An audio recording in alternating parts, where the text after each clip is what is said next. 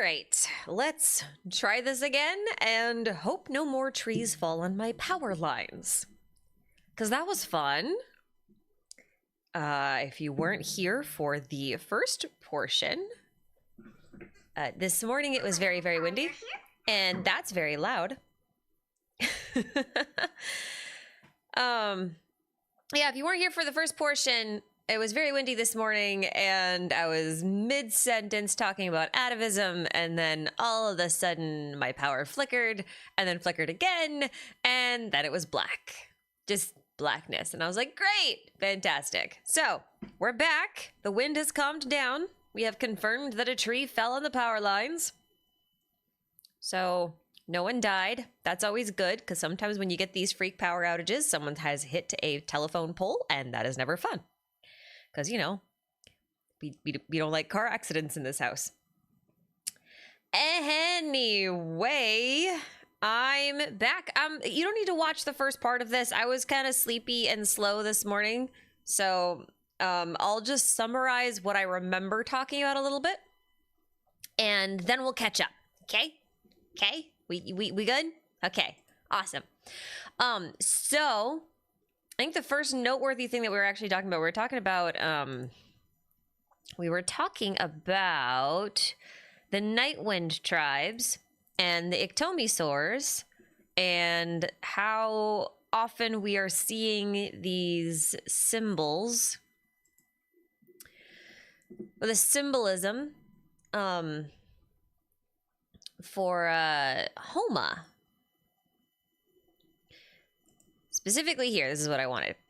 So this symbol here, where you've got kind of like that curve on the bottom and the straightness on the top, and then they're kind of like mirroring each other. So I'm gonna have to pull up a lot of stuff. This is gonna be fun. If you are a newer player, like you started playing in the last couple of years, it's funny to say newer player, you started playing in the last couple of years, then you may or may not be quite familiar with all the places that this is referenced. So I'm gonna give you like a really quick lowdown on it. I made a video about it, which I think in light of everything has actually aged pretty well, all things considered. So I wanted to show you this for a couple of reasons. This is obviously the Homa symbol, right? With the omnipresent God thing. But what's not really pictured here is one of the greatest mysteries around this statue is not just who it is, okay, but where it came from, because we still don't know. The thing about this statue in particular is that in 2.0, there were no locations where this statue could have come from. There's no temples. There's no like stone quarry that would have given you this type of stone, because a lot of the stone in Inazuma is like a brown stone, right? So it's just really weird. And so like, if you go to the base of this statue too, you'll find out that like it looks like it was part of a crumbled pillar. Like she's sitting on a pillar that at the base it looks like it crumbled, and the whole statue got picked up and moved here. So that whole thing was really weird, and we never really figured that out. But I'm going to show you a few things. So the thing, another notable thing about this is that it's full of eyes. I guess we'll just go here. The statue itself is full of these eyes. And now that we are in Natlan and we are looking around the Nightwind tribe, we are seeing this eye symbol everywhere, which is heavily correlated to abyssal stuff. A lot of the abyssal stuff is like eye related or realm of the dead related, and in some cases dragon related. Like we have an eye symbol here, for example. And oh, this is going to be so hard to find. Oh, I know this is going to be so hard to find. Okay, stick with me for a second. There's two things. An oculi, you might say. Yeah. So there's a couple of things about this in particular, this symbol here. So yes, omnipresent God, Homa, eyes on the Homa. We're we got that pattern, right? Oh my god, I have to go to anti-fandom. I can't stand this. Hold on. There we go. It's better. Sorry, I can't do all the ads. They're gonna drive me crazy. And I don't want to bring up the browser that I have that actually has a bunch of ad blocking stuff on it, because it's like customized to my workspace right now, and so I have like 70 tabs for Star Rail open as I prep for a Star Rail video before I do my last Genshin video for this patch. Right. What is it called? What is it? This one? Pretty sure it's this one. So this thing reminded me a bit of this. This is a memento lens that you get from the Sacred Sakura cleansing quest, again in Inazuma. And we have a similar eye shape, which you can write off as, you know, just being part of like a camera and all that kind of stuff, right? And a little bit of a camera. That's cool. And now I have to remember what the hell the thing was called. Hold on, this is gonna be hard. I'm gonna make a couple of like really weird mental leaps, so stick with me for a second.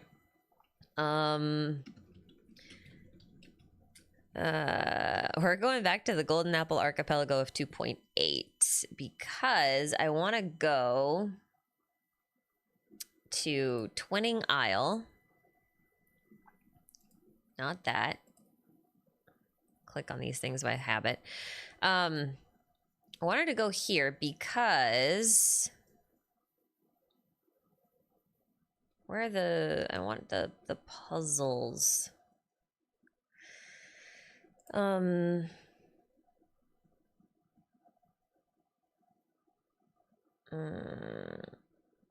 want where are the puzzles? Where is the thingy? Okay, we'll just go here and see if we can't find a thing. I might have to go look up.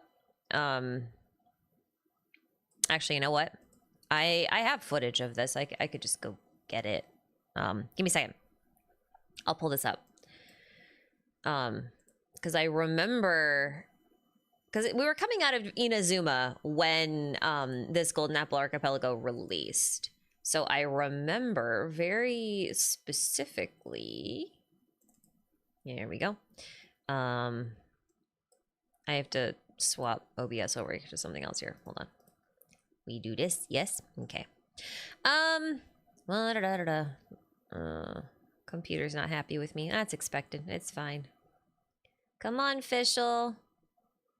Wherefore art thou, Fischl? Oh, she's up here. That's why. All right. Does this look familiar? Where we've got this thing again? Because not only does this now look like an oculi, right? Like you guys were saying, but it actually looks like the Homa symbol. Turn the volume down on this because it's going to drive me crazy.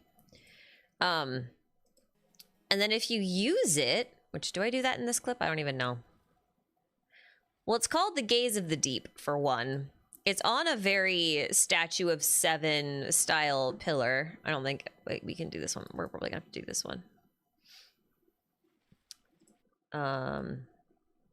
There we go. And we've got the lens thing going on again. And the thing about this lens is that it actually alters reality, which is fun. That these puzzles were a little broken at the time. But they were fun. Now here's the thing. This Homa thing is related to the Night Raven's site, right? And this has to do with like Oz and Fischl and all that kind of stuff, right? And so many people have commented on how much the ravens from the Immernachtreich apocalypse. Well, I can just pop this one up real quick. Hold on. So here are some of the ravens. Oh, here we go. Hold on. There he is. So here's one of the ravens. And these things are meant to look like Oz, right? Like, that's undeniable. He's supposed to look like Oz. However, it's Tsurumi, isn't it? Yeah. The thing about Tsurumi is that it's got a bunch of statues of the Thunderbird, which also look a lot like these statues of the birds in the Immernachtreich. And there's a reason I'm pointing this out, because like this isn't new. This isn't new. Like people have been pointing this out for like ever. But where is the... I want a picture of the birds. Do I have to go get my own footage? I guess I have to go get my own footage. I guess that's fine. I just have to wait for these clips to load because this is on an external drive. Well, it might take a minute. This could take a minute. Okay, Nachtraven. Right?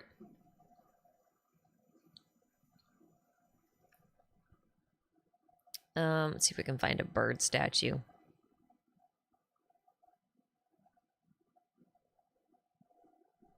There's probably one early on, huh? Whoop.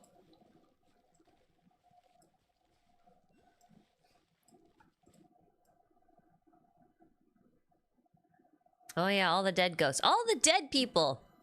People forget how weird this island was. This island was wild. Alright, I wanted a picture of... Okay. You know what actually would be a smarter thing to do, now that I think about it?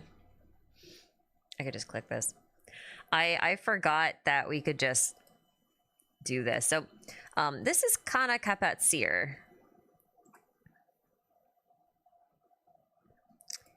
And these are some of the Thunderbird statues. Now, one of the notable things about these Thunderbird statues, though, is that even though they look quite a bit like Oz and the Nachtravens, right? Let's see. I gotta rewind this a little bit. Where'd he go?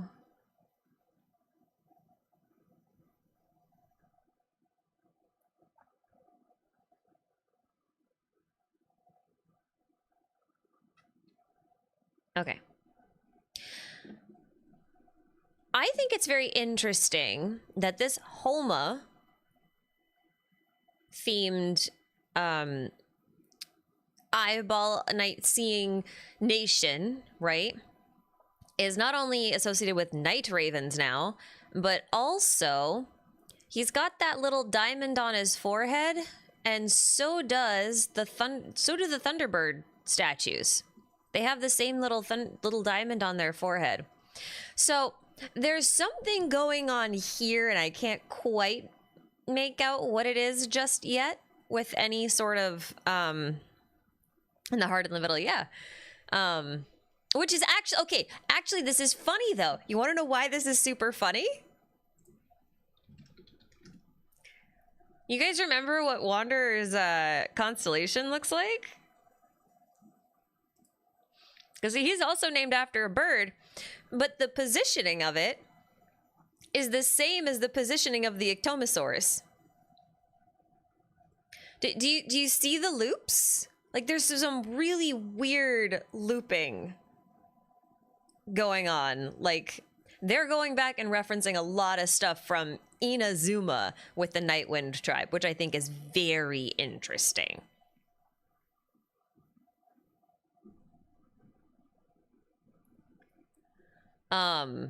But yeah, well, okay, so I get especially weirded out by this bit because Wanderer is also heavily associated with dreaming. I mean, not only is he now living in the nation of dreams, which is Sumeru and all that kind of stuff, but like he was supposed to dream by himself forever and then didn't, and then, you know, it's a lot.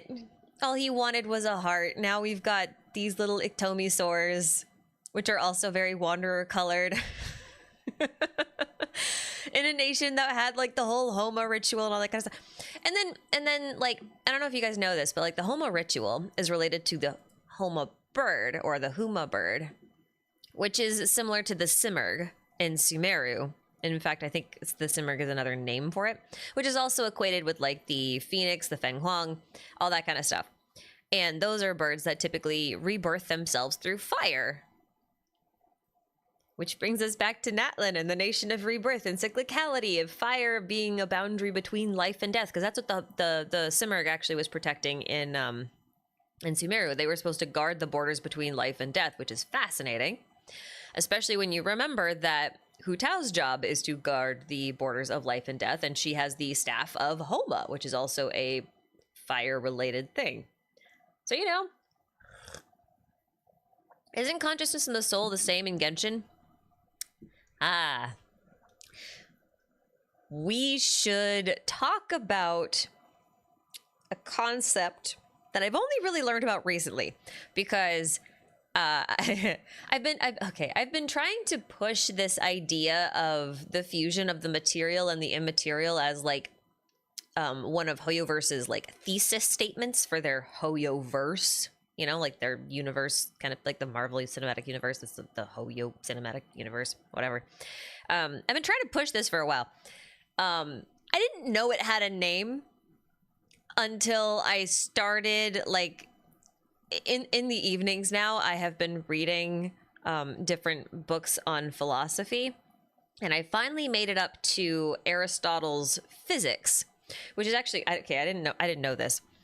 He wrote a book called Physics, which actually should have been titled Nature, because it's not actually about math and quantum mechanics and things like that. It's about the state of the natural world and understanding the natural world, which does relate to physics eventually, but no math yet, just philosophy. And that was also what I learned, that the root word for physics is actually physics. And I don't think I ever would have been able to take it seriously if we called it physics. But anyway, Aristotle in his book actually promotes an idea of something called a hylomorphism. And hylomorphism is a compound word made up of two different words. There's hyle and morphe, which in this case is meaning form and matter. That's not actually what the words themselves literally mean, but Aristotle's using those words in order to talk about these two concepts. So the form is this sort of like conceptual thing. It's intangible. Whereas the matter is like what physically makes you you. And hylomorphism is the idea of the sense of self, or the sense of you, or the sense of something that exists as being hylomorphic. So it has to have both parts. It has to have both form and matter. It has to be made of a concept and physical material. So the material and the immaterial marry, and that's when you get reality, essentially. That's fundamentally what he's arguing. There's a lot of nuances there. There's a lot I'm going to gloss over on a much higher philosophical side of things. But in his case, the morphe, or the concept, is actually also what he thinks of as the soul. And so anything that could think, or anything that is alive in his view, is hylomorphic and therefore has a soul, which is interesting as well. So it has a name. The fact it has a name means that it's much easier to find information on now, which means I can probably make a much better argument for the whole Night Kingdom ley lines versus nature of Tivat, which is great because I don't have to rely on Memoria anymore. So that's cool. But yeah, so I'm still recapping here, guys. I didn't get to all the other stuff before because I was very sleepy. But the reason I was bringing this up with the hylomorphism and stuff like that is because Auroron has an incomplete soul, right? Like he's supposed to be like, there's something a little bit off about him, and he's also exhibiting atavistic traits. And he's not the only one. Lynette experiences them, Kachina experiences them. I'm going to assume that Shilonan is experiencing them as well. Basically, I think almost anyone in Tivat who's not actually like a named species, like a yokai or an adepti or anything like that, if they're not a named species, then I think they're probably just exhibiting atavistic traits, which is also interesting. So atavism is interesting here because it's like a form of regression. And it implies that there was something, there are previous phenotypes and such that are being expressed that haven't been for a long, long time, right? And it's very strange, but atavisms, like it says here, are often seen as evidence of evolution. And this is relevant especially in Natlan, because I mentioned in the first stream we attempted to do that Roosevelt was making a good argument that Wahaklahun Ubakan, also known as the Fire Thief, or the Sage, if you remember him that way, he was very interested in trying to create a symbiosis between humans and saurians, so humans and dragons.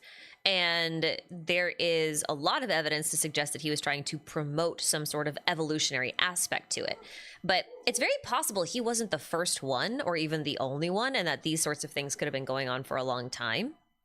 Or that even the primordial one, for example, could have been someone who also held similar beliefs and was actually successful. And so there are some atavistic traits that pop up from time to time, showing like a more showing the roots of where humanity came from, what they were built out of, rather, right? And it's most interesting to me in Lynette's case, because Lynette wasn't a real person, right? Like none of the Fontanians were, to be clear.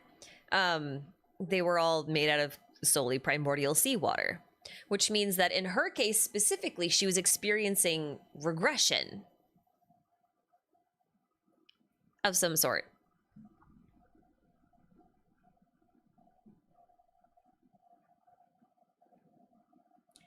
Atavism in Lynette is strange though, since she was supposed to be an oceanid. It's implied that they can't breed with others. Yes, but also no. Oceanids can breed with others. They require permission to do so. Like, this is a very... Oceanids have a very specific way in which they must go about the process of reproduction.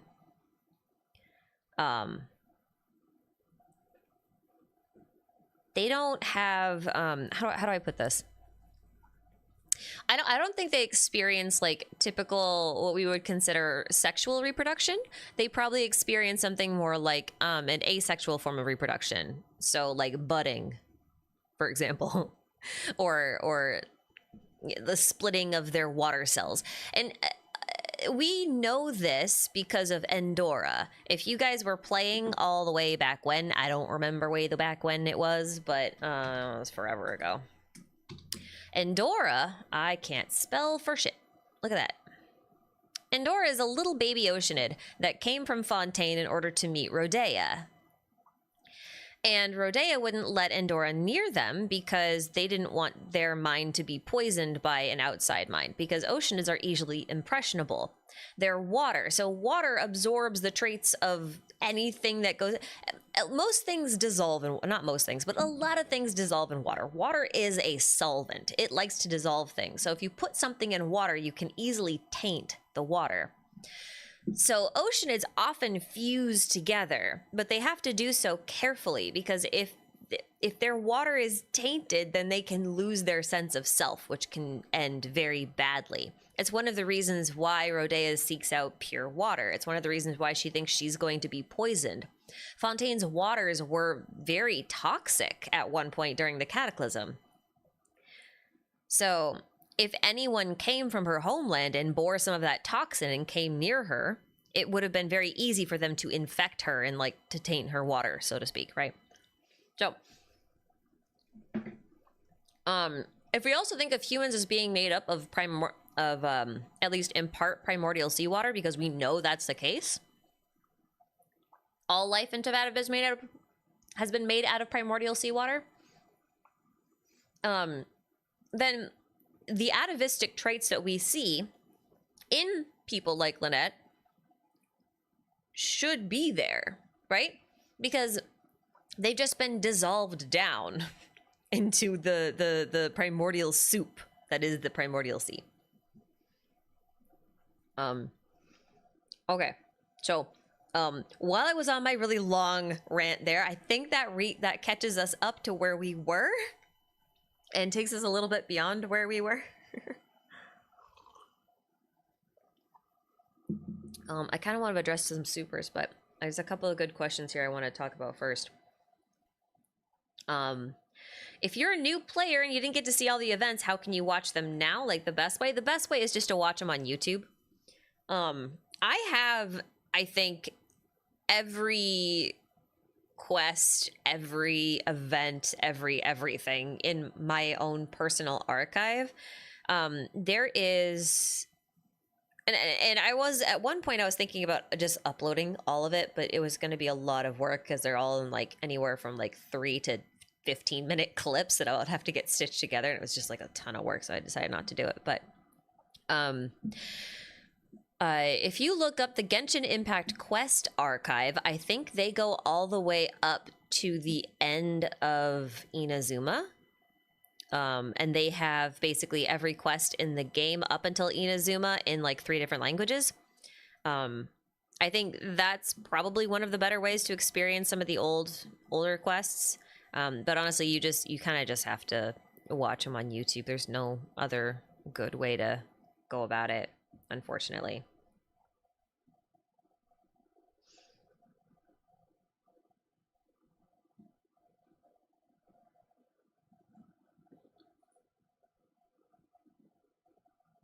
The Court of Desolation, Desperate Civilization, Sino Story also had the eye mechanism that reality shaped, flipped the domain upside down. Yeah, that's true. That one's a little hard for me to point to, if only just because, yeah.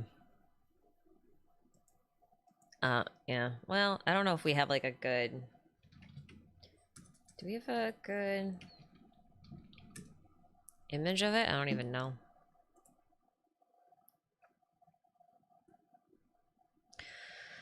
I don't want to do this one. It's gonna take a while.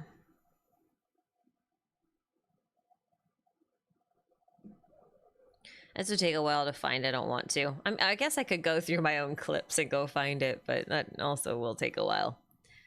But yeah, there's a lot of repeating patterns here, which I think we're about to get a lot more information on, especially with regards to Homa. One thing that's worth pointing out is that the Homa bird, like I said earlier, guards the borders of life and death in the game of Genshin, like with the Simurgh and that kind of stuff. And Homa in general seems to be related quite heavily, in game at least, with boundaries, borderlines, that kind of stuff. But Homa in general is a votive ritual, which means it's one where you actually like use sacrificial objects, like you offer things in sacrifice. So I think it's quite interesting that the Nightwind tribe in particular is very Homa themed when they are the ones that are closest to the Night Kingdom. That kind of puts them on the in the position of being the ones who guard the border, so to speak, between life and death, to be clear. Didn't Rukkhadevata create a creature to guard life and death? She didn't create them. The goddess of flowers created that, and then Rukkhadevata transformed it into the Simurgh. That is the bird I'm talking about. And then the Simurgh eventually, 500 years ago, when trying to fight the Abyss, flew into primordial seawater and then exploded into the Pari. And that's how we got Sarouche. So that's cool. They did offer Aurorana as sacrifice. Yeah, exactly. Where did I get my PhD in Genshin? At Deseret University. At the Shroomaroo Academia, because we are full of shrooms. Join my network, join my fungal network, and we will become like mycelium. Okay, I'm done ignoring chat for a bit. I am a little behind.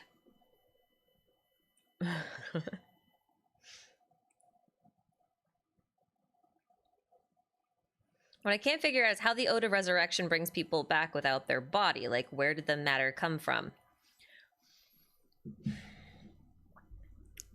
Dust. Okay, now, I'm not trying to ignore the super chats, and there's still 3 from the previous stream that I have to get to. So I want to answer this really quick while I'm thinking about it, and then we will circle back. Okay. So you know how when enemies die in the game, they like turn into a black dust? I've been wondering,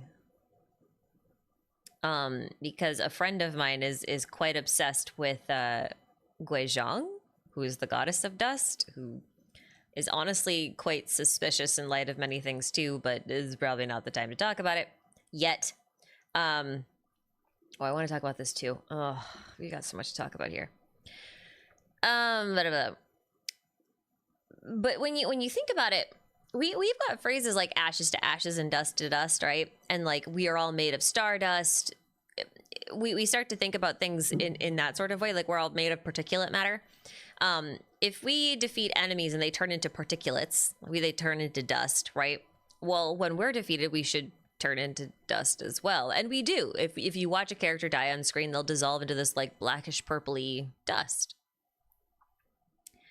And I'm wondering if it's one of those things where the matter itself doesn't matter too much. It's the form that matters. So you remember I was talking about like the hylomorphism, right? So the soul in this case is your form. Okay, this is a little different from Plato's theory of forms, remember, because this is Aristotle and not Plato. If you're familiar with those, they're a little different. When Aristotle talks about forms, he's talking literally about the soul as he conceptualizes it, which is not the same way that you would conceptualize it in most religions. So we're not going to go into that. Just anyway, the point being is if you die and you turn into dust, and your form goes into the place where the forms live, which is, in this case, the Night Kingdom, then there is a period of time where you are no longer hylomorphic because you don't have a body anymore. It's not there. But if you can recover the form, then you can reconstruct the body. So I don't think it's a matter of, like, bringing back the body. I think the body, like, literally gets reformed. So when you walk out of the sacred flame, the way I see it, when you're basically walking out of phlogiston, right? So I'm wondering if it's more possible that people are like coming back in that sort of a sense, warping back into existence. This is dust, the most basic form of complex life. Yes, exactly. Coming in clutch with the albedo lore. I like it.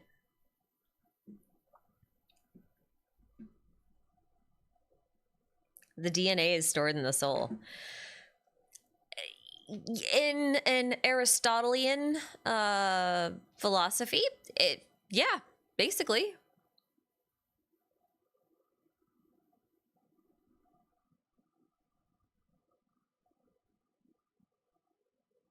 How could Xabalanca was a mere human defeat the Pyro Sovereign and take away his authority? I don't think he did. I think it was all staged, but that's a long thing, and I have some stuff to get back to. So, hold on.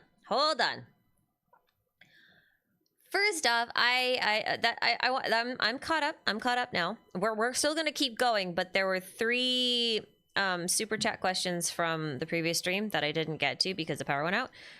So I want to just bring them up really quickly, and then I want to take care of the people who I promise I have not been ignoring, and then we'll keep going. Okay? Sound good? Awesome. So NLBV 5000, thank you for the super. I'm sorry it took me a while to get to this. They said, hi, regarding Shilonen, do you think the forging that she does regularly is finding which existing name fits the person best, not creating a new one? I would say no, she's probably creating new names, because if you read her character stories, a lot of her work revolves around researching and understanding the meanings behind the names that she has to, like, people's individual stories. So in order to capture the essence of someone's story in a name, she has to understand all of the complexity and the nuances of that person's history, their story, their motivations, like all these different pieces of them, and encapsulate that in a name. So the Wyobs are the ones that choose who gets the names. All she can do is carve them. And she's not the only ancient name carver. Like, there are a lot of different people who carve names, and not just at the Children of Echoes, but like all over. At least that's been my understanding. Like, you can be an ancient name engraver. It's a career path and a valid one. But it's a way of recording Natlan's history by sort of like immortalizing the stories and histories of these people in stone, like literally. So I think her primary job is actually creating tools and weaponry and fun little accessories and all sorts of stuff like that. And then every now and again, she will carve a new ancient name, because I don't think she makes them very often, because I think the work involved is immense and it probably takes a big toll on her. So I don't think she does it all that much. But yeah, thank you. And thank you, Bonds Devron, for your super from the last stream. Sorry. They said, hi, I found your channel through a Sekapoko Twitch stream. That's funny. This might be a bit of a weird question, but do you have any thoughts on the true identity of Paimon? I have one thought. Okay, when the game first came out, I thought Paimon was the Genesis Pearl, because I thought she was a seed of Irminsul. But I want to show you guys something. You guys remember how I talked about like the primordial sea being like a more inert version of abyssal energy? I think we gotta back up a little bit. So I found this fascinating because take a look at what symbol explicitly shows up on this new mimetic enemy. That is very much a triquetra. But a 6-pointed one at that, right? And the thing about Paimon is that she Paimon also has a triquetra, and it's actually funny. She Paimon has a very specific triquetra, which we're not going to go into right now because I'm not prepared to talk about this philosopher either. I can't do more than one philosopher at a time. I'll just break my brain. Oh, my heater's going to beep at me. Hold on. I'm going to turn it off. Hold on.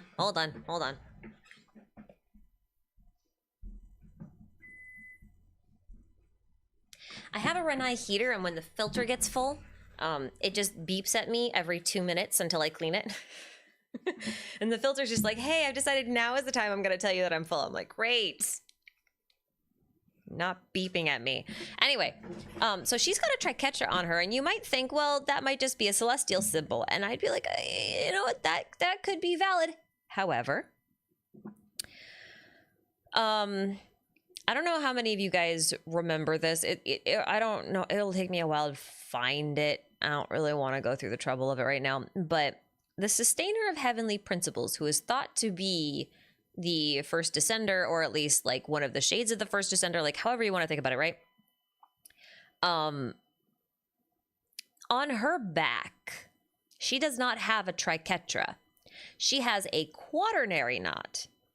So a 4-sided knot, which puts her in a very different position from Paimon, in my opinion. You know what I mean?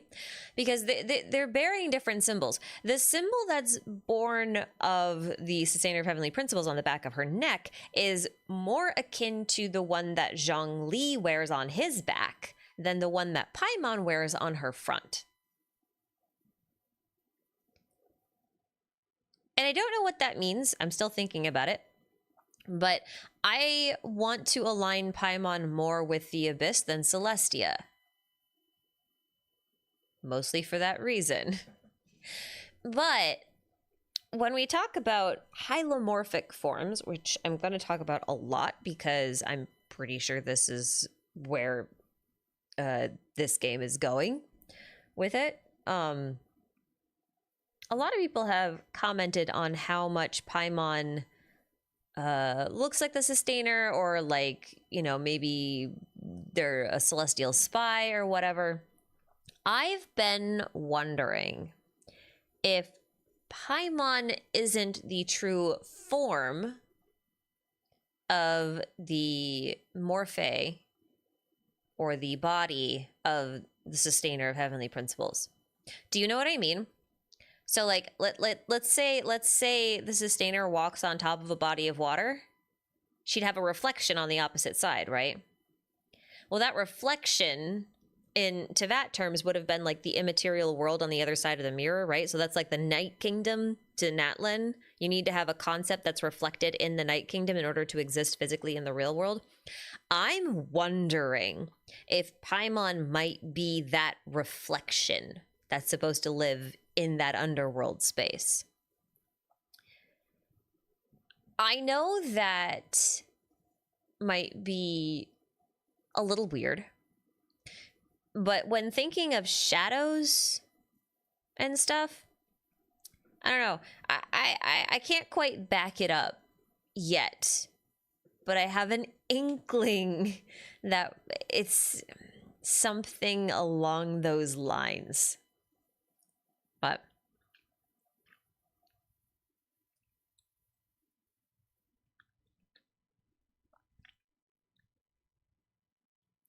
Paimon's not just a meme, she's mimetic.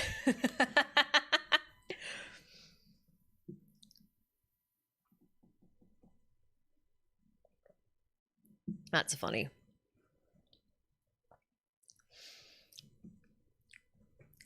Okay, so there's... Yeah, I should probably like write it all down at one point. As in the mirror image in the Abyss of what Paimon represents, or PO represents. Okay, so I kind of think this might be the case with the Travelers too, where the Traveler is the sort of complete hylomorphic form, whereas their twin is their abyssal counterpart, meaning they're the ones that's supposed to exist on the other side. So there's a material version and there's an immaterial version, and you're not quite complete until both of them are in their correct place. I've been wondering if that might not be the case. It's something I think is really difficult to explain on the fly, because I feel like I need to actually sit down and make a proper case for it.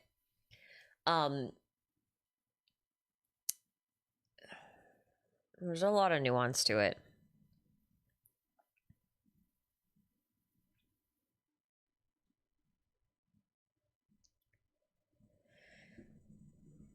But yeah, what if she's celestial emergency food? I mean, maybe. The fact that Paimon is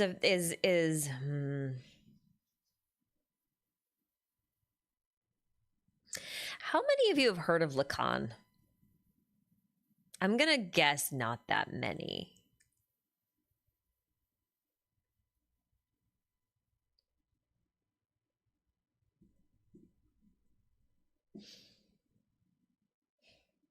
The thing about Paimon's like designs and everything is like, yes, part of them are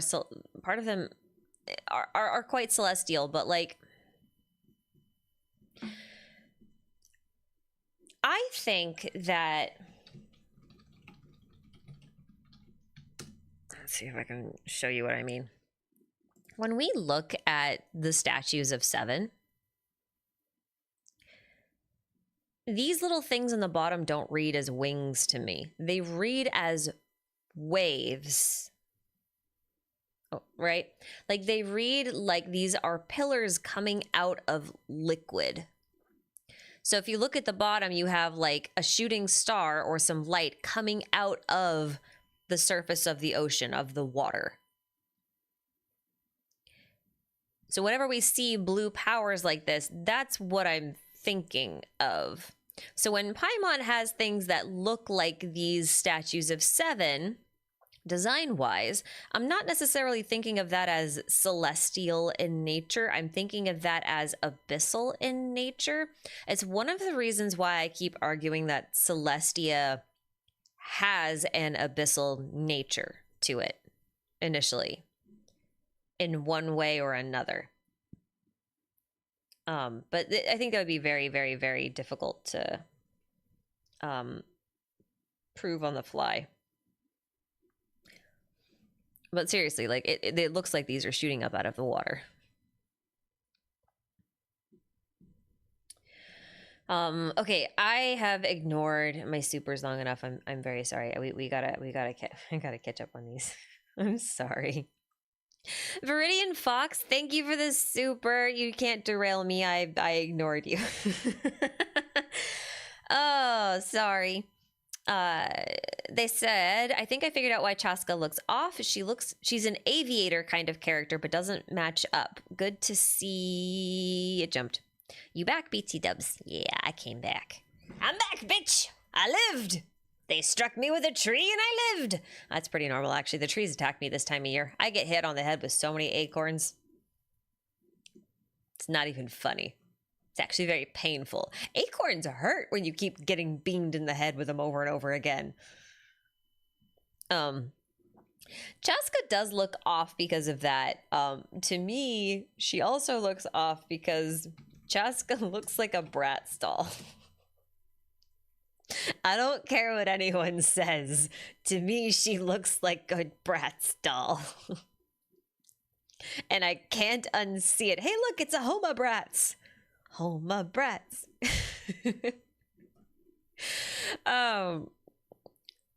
Yeah, I don't know. It's just, there's something about the way they did her makeup that drives me crazy. And not in a good way. That's why she looks off to me. I also don't like one-legged pants when the pants are made out of leather or vinyl. That sounds incredibly uncomfortable. One leg is nice and cool and breezy, and the other leg is just sweat city. Especially in Natlan. Driving crazy. Oh, thank you. And thank you, Spike Bebop, for your super. Do you think we might see Columbina or another Harbinger in the Natlan Archon quest? I hope so. They're really pushing the captain. Like, they even taunted us with this friggin'... Where is it? They taunted us with this bit that there was like, oh yeah, you might want to pay attention to what he says because he doesn't like to give things away, but like he's being too cagey even for him. And it's like, all right, that's not weird.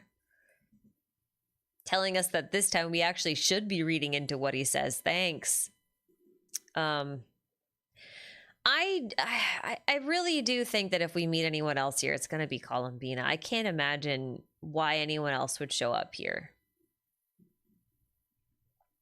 I can't imagine. She just seems like she would make the most sense. But I also think that might mean that she ends up Pyro, which would be kind of cool. I think that'd be neat. Like one thing that I've noticed is, and everyone else has noticed, is that like we haven't cryo as an element has been very much neglected recently, and it's quite annoying. It looks like the captain might be cryo. Seatlali is going to be cryo, so I'm hoping for like a cryo resurrection, so to speak. But in order for Cryo to really shine, in my opinion, especially if you want to use some on-fielders, which I think the captain stands a very good chance of being, because like all Harbingers so far are on-field DPSs. We have 3 of them. So in order for him to shine and not have to rely on just shangling again, he either has to be a physical unit, which would really suck, or he has to be a melt unit, which would mean you'd need some off-field pyro. So Mahuika is a great candidate for that, but I'm wondering if they might forego that and instead give it to us with someone like Columbina, which would actually go against what I said about most Harbingers being on-field DPSs. But hey, you know what? It's fine. I can't see anyone else showing up besides her. Syndrome doesn't make sense. Pentalone doesn't make sense. Puccinella doesn't make any sense. I mean, Wanderer's not going to show up.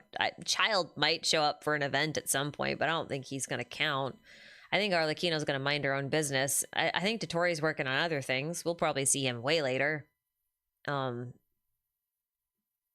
don't know. I guess if you want to cope that Senora's going to come back, maybe. I don't think she's gonna.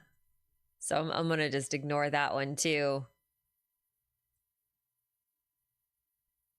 Yeah, I beyond Columbina, I don't know who else would show up. I think she's the best candidate. I really do. Plus, she makes the most sense to be the Crying Dove and the Fatui wheel, and it seems like we're fighting the Fatui in the order that they are placed on that wheel. So I think it would make sense to me if she ends up being the next boss that we fight, because otherwise that would mean that the captain has the dove for his constellation, which isn't impossible. It could work. I don't think they're gonna go that route. They never go the fun routes. They only ever go the boring routes, you know. But yeah, I do think we'll see her. Windine, still resting from my surgery. Oh, I'm glad it went well. Saying hi, hello, welcome. This morning I said I'm a year younger than Zelda games. Oh, that means we're both born the same year. Hey, awesome. That means we're both born in the year of the dragon. That makes us cool because we're dragons. Aw, yeah. I'm a lion dragon. Does that make me a dieting? I guess it would. That's kind of fun. Well, I'm glad your surgery went well. Glad to keep you company a little bit as well. Hopefully this patch will come out sooner rather than later. It's a little unfortunate the timing doesn't work out a little better and you can't like just sit and binge. That'd be fun. I always like an excuse to sit and binge. I don't get many of those these days. But welcome back, welcome back.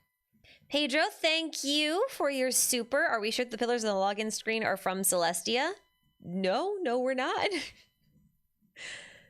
We are not sure, actually. It could have been from who knows where. Who knows where it could have been from. Or maybe Celestia's in the abyss. I mean, the island itself is pretty transparent still. Ish, kind of. It could be a projection. Okay, I love this little thing and I want to talk about him. Me never know.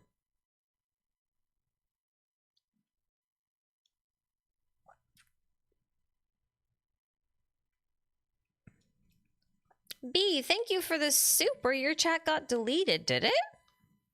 I only saw 3 that I hadn't talked about. Oh. Well, I'm sorry, but I'm glad to see you back here.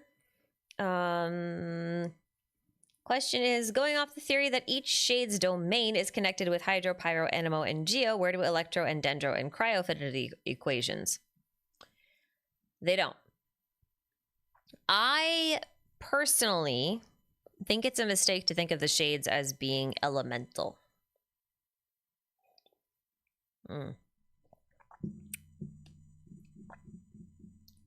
So I was reading this book from Aristotle called The Physics, and yes, it's the same one that talks about hylomorphism, although not by that name. That was a later name that was introduced in like the 19th century, I think, to describe what he was talking about. He talks about,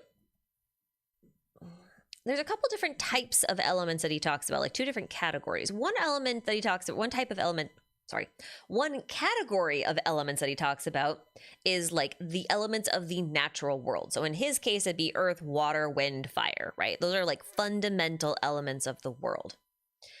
But they're like the fundamental elements of nature. However, he also talked about fundamental principles of the world as if they were elements. And if we think of them a little bit that way, we think about the fundamental principles, we're thinking about a different theory where they're not equated to earth, water, wind, and fire, but instead to life, death, time, and space.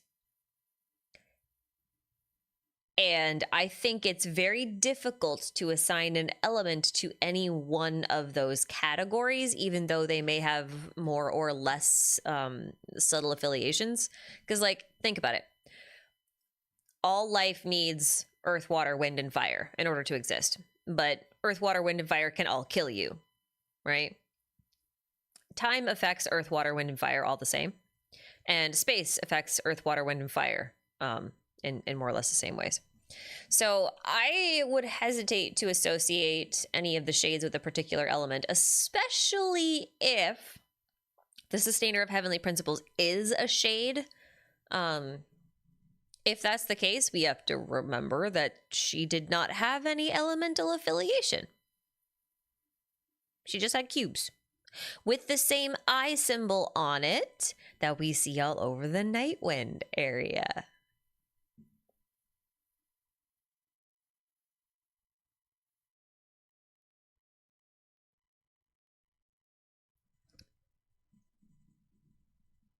But yeah. That's my take on it anyway. I don't think they're actually elementally affiliated.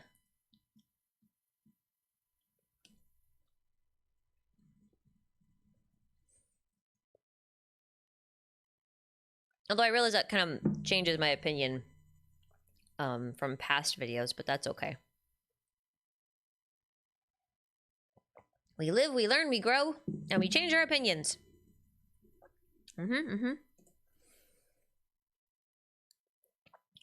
Craggy Paste, thank you for the super. It says the super didn't go through, but don't have to $10 again. Yeah, guys, if the supers don't go through, you don't have to pay me again. You don't have to do that. I mean, Google is the one that benefits most from that. Just so you know. It's okay to ping me and then be like, hey, my super got missed or something like that. That's totally fine. It does happen. It's not unheard of, but thank you. Unless Craggy Pace, you were saying that your super didn't go through, in which case, what was your question if you had one? I hope that's what it is.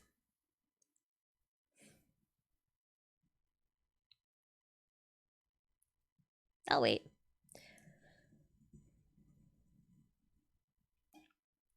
Combat challenges in game have the same eye symbol, I think. I think maybe.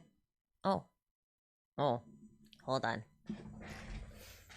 One moment, please. Fenris has beckoned me from beyond the outside of my walls. You want to come in?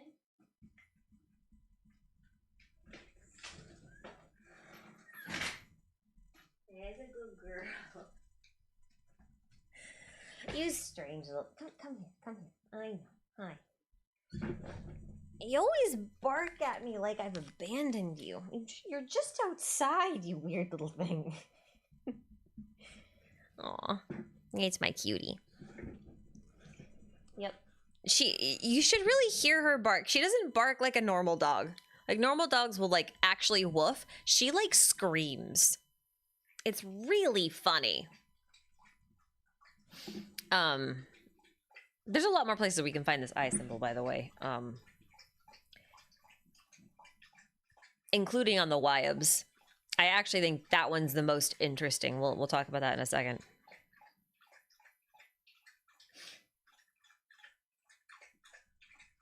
We'll talk about that one in a second.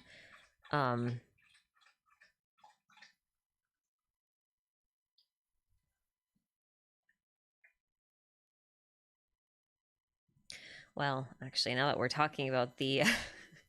now that we're talking about this, though, I've changed my mind. We're gonna do a thing. Hold on.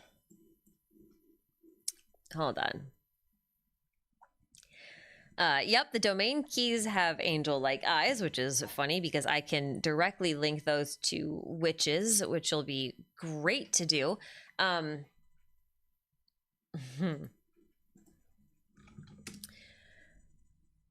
I think the first thing that got me when we first saw this new enemy, though... Can this load, please? That would be great. Oops. I want the Wyob manifestations. There we go. This got me. This got me because this is, like, very on the nose. Right?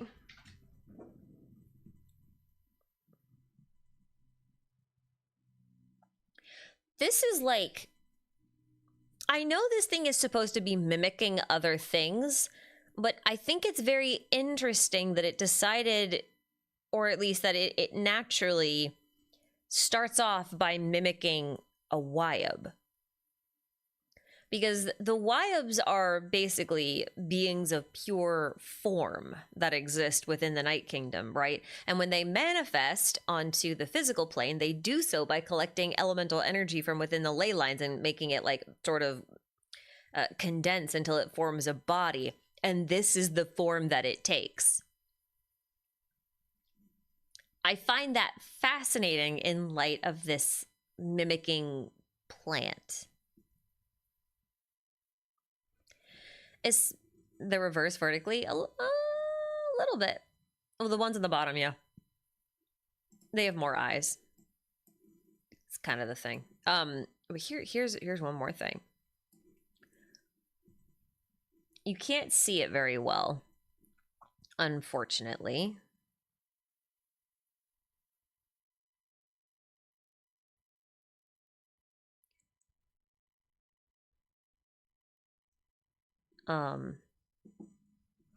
It's like upside down. Oh yeah, I guess you could see it upside down too, if you wanted to. Little halo at the top there.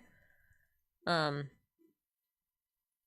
the Wyob have any mimicry power that they know of? No, they're not trying to mimic anything. But I want you to look really closely inside of here, because the insides of these purplish abyssal looking plant beasts, right, is this anemo-colored area, and there are seeds in there. There are 3 seeds inside of this little pod, which I find fascinating, because in Mondstadt we have, you see them floating around? Hold on. It's not, they're not so much in this one, but they are in this tree version of it. You see the seeds floating around?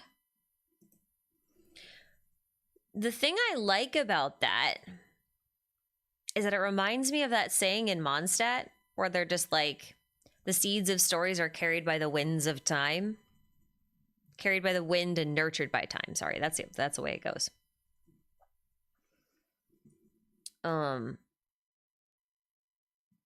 So I quite like that. That's cool. There's a mixture of Anemo and Abyss going on here that I'm here for, especially since we see the Anemo and Phlogiston getting mixed in the Sacred Flame as well. But this isn't the only place that we see these eyes, by the by. I don't have to tell you guys this. I hope I don't. But it's not just a Wyob manifestation. But at the very, very start of the game, boot up, please. at the very start of the game, we get to see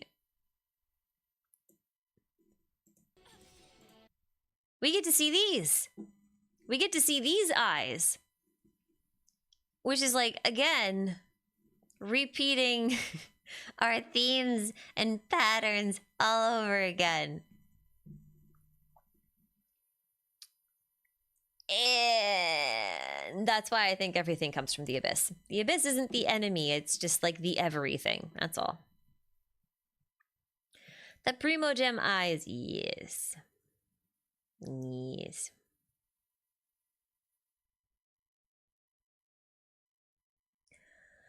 What's the traveler's species? Technically human, more specifically puppet, I think. Personally. But I can't back that up. It's just vibes at this point. Chris Neff, thank you for the super. Why are the Acts chapters when most of the time it is the opposite? Do you think Genshin is a series of books like the Bible and this is only book 1?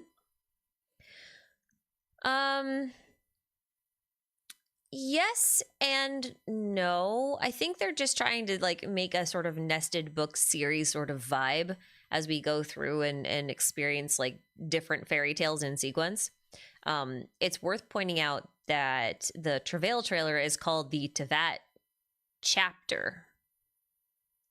So Tevat is a chapter of a book, and then within Tevat are 8 additional chapters and a prologue.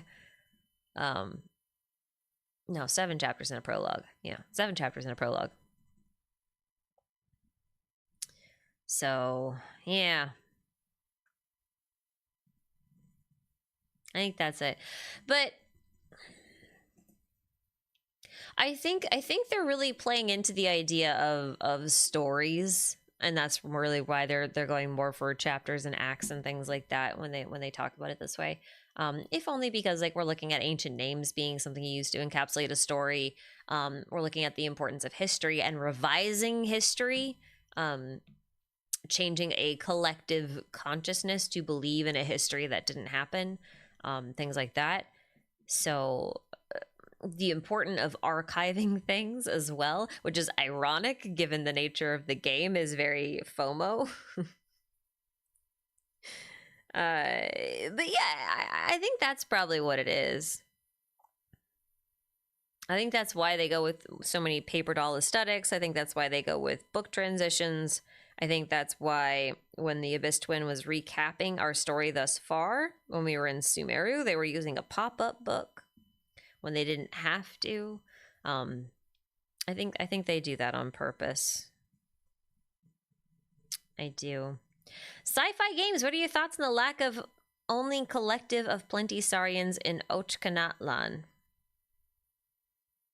It seems like every other Saurian is there, but they're Saurians. They're not our only...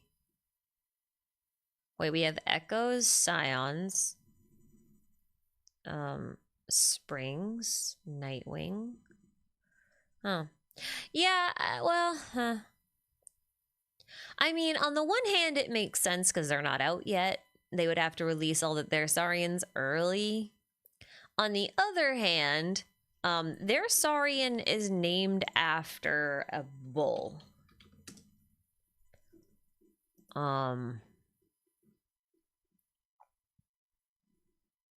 This one. I'm pretty sure that the Tatankasaurs are named after bulls. Hold on.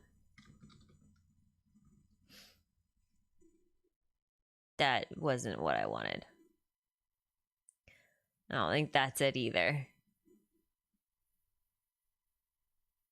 It might be more of a bison thing. I remember it. Okay, the word for buffalo. That's what I remember. Buffalo, not bull. Okay. That makes more sense to me. given that Ochkanatlan is so vertical and so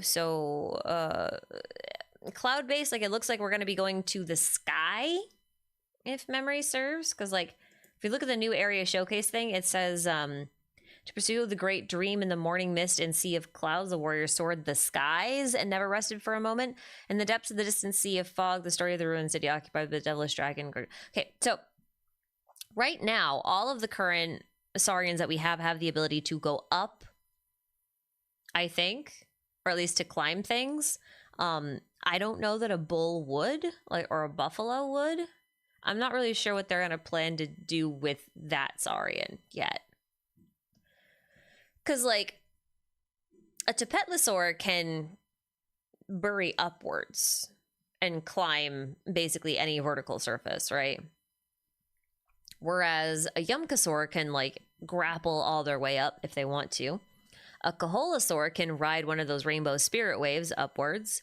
And the Iktomisaur and the Kukasaur can both fly or hover, at the very least, to get up to where they need to go. But I don't know how they would do anything like that with a Tatankasaur. Like, I'm not sure what they would do with that. So that, I think that's my lore reason of why there's nothing up there. I think they might just not be able to traverse this sort of terrain. I'm wondering if they might have something akin to, like, let's see, a terrain ignore ability, because they did say we're going to learn more about the Merjavari, and that makes me wonder if the Merjavari is like in 5.3 or 5.4, like whenever we get the Collective of Plenty, which I'm gonna assume is like in 5.3, given how they're sort of, well, they got to give it to us sooner or later, right? Like, they can't wait till 5.4 to give us that. So assume it's in 5.3. What if we use the Tatankasaurs and they're like the only Saurians that can survive the Merjavari for one reason or another? Like, maybe they can just traverse really dangerous landscapes. Who knows? I don't know. But yeah, like the logical answer is that they're just not out yet. Windine, you didn't have to super again, but thank you. Your doctor literally told you to do nothing but watch anime or play games until I see him on the 26th. We'll still be resting when 5.2 drops. I can binge. Oh boy. Awesome. That's awesome. So you are going to be able to binge it. That'll be great. I'll give you something to do.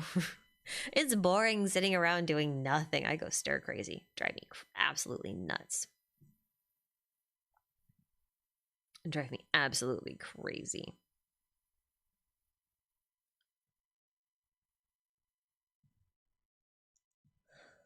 A while back, you posted a community chat asking us any theories you wanted to see you cover. I had mentioned a personal theory of the twins' association with the yin and yang. I was wondering if you read it.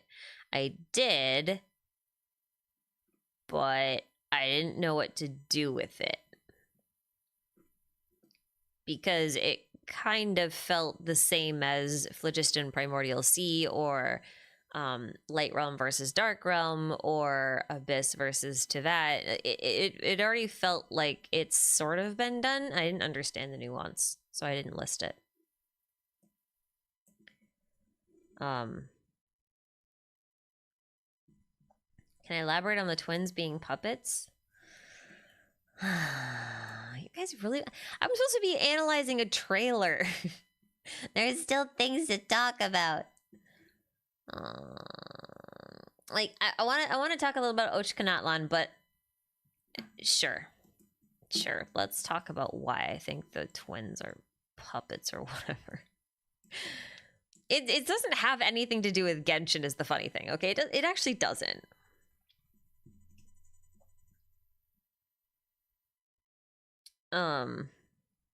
Am I only streaming for an hour? Wait, how long has it been? Oh, it's 3 o'clock. Okay. I'm gonna answer this one. I'm gonna talk a little bit about Ochkanatlan and then we'll call it. Okay. That was that. There are a couple little things in here that I want to do, but okay. So the thing about the twins being puppets is it has absolutely, and I literally mean absolutely, nothing to do with Genshin. Okay. Apart from Deshret connections. But in my head, Deshret is, at least in part, auto-apocalypse, okay? At least in part. Probably not completely, probably not a one-to-one. That's okay. That doesn't matter. It's not the point we're trying to make here. Hold on. Are we gonna go on this era? Go on this one. Okay. Okay, so if you don't know who Otto is, he's basically one of the main villains of Honkai Impact Third, or at least he was for the first part of the story. And his whole thing, without going too much into it, is that someone he cared about a lot died, and he's been trying to bring her back to life. Like, that is his whole thing. That is his modus operandi, and he does it. He does manage to do it, but he can't. One of the reasons I was talking about hylomorphism earlier is because a lot of the philosophy behind it is like, what makes you you? At what point do you stop being you if you remove parts of you? It's a very Ship of Theseus sort of thing, right? Like, if you have a ship and you replace every piece of the ship over time, is it still the same ship sort of question? That delves into a lot of Aristotle's hylomorphic arguments as to the sense of self.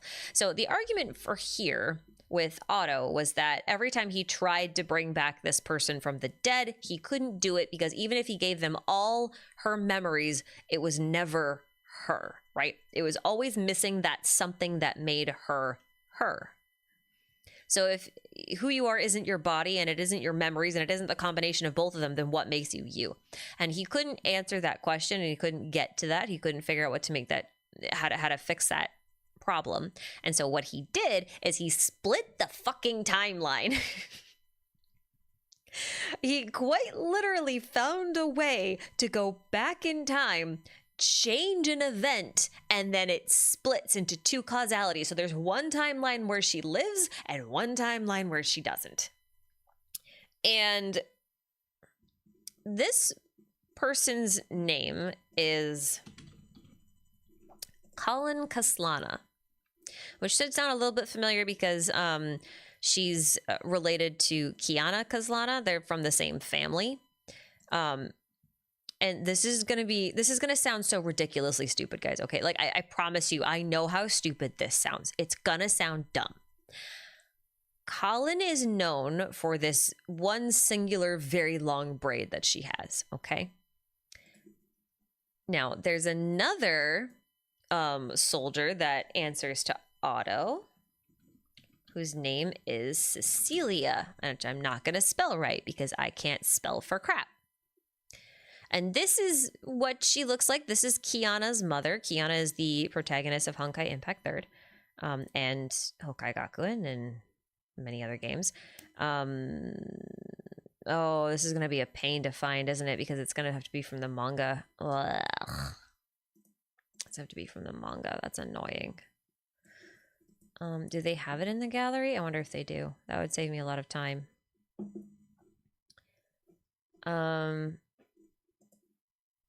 They probably don't. Oh, they might. No, they don't.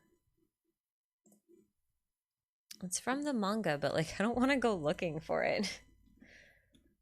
I wonder if I can find it really quickly without having to dig too much. Okay, well, basically...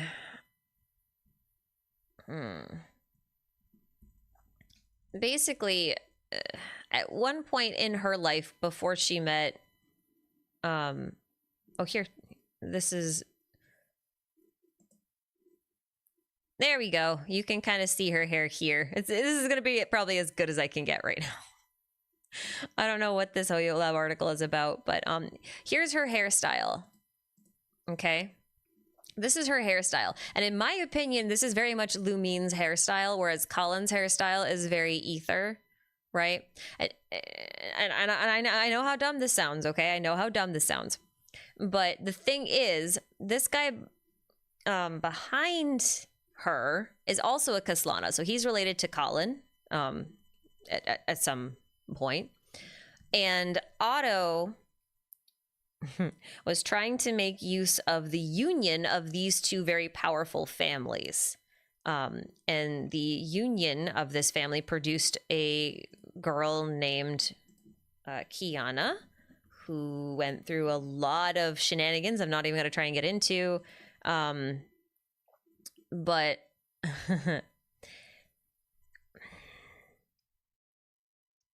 basically, something happened, an accident happened.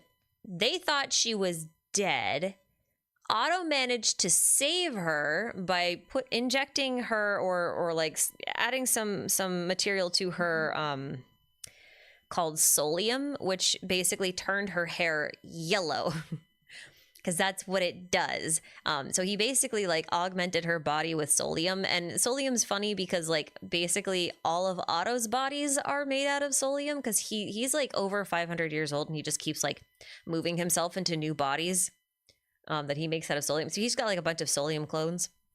So anyway, she didn't know that she was actually the Kiana. And the Kiana that we know of, like this one here, isn't actually real. She's a clone. She's K423, I think is what her code name is. So like it gets really complicated and all that kind of stuff. But the point is, the point I'm trying to make is there's a pretty good case to be made that Otto made a lot of different bodies and a lot of different puppets, so to speak. Vessels, maybe is a better term, out of solium. And solium is a pretty fascinating substance that I don't even know how to explain. Like, on the one hand, it's a metal, but on the other hand, I guess it's not. Oh, I guess they don't have a page on it. That's unfortunate. I don't know what the wiki says about it.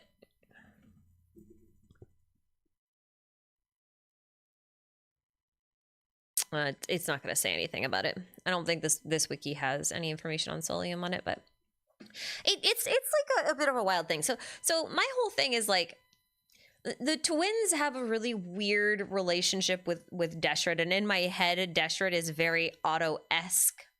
And so when I think about like the greater hoyoverse picture and them using different characters as like actors or tropes or themes, that kind of thing, like that's what I look at it and go, it would make sense if these two were creations of or vessels of another entity that was doing something similar that Otto was in Honkai Impact.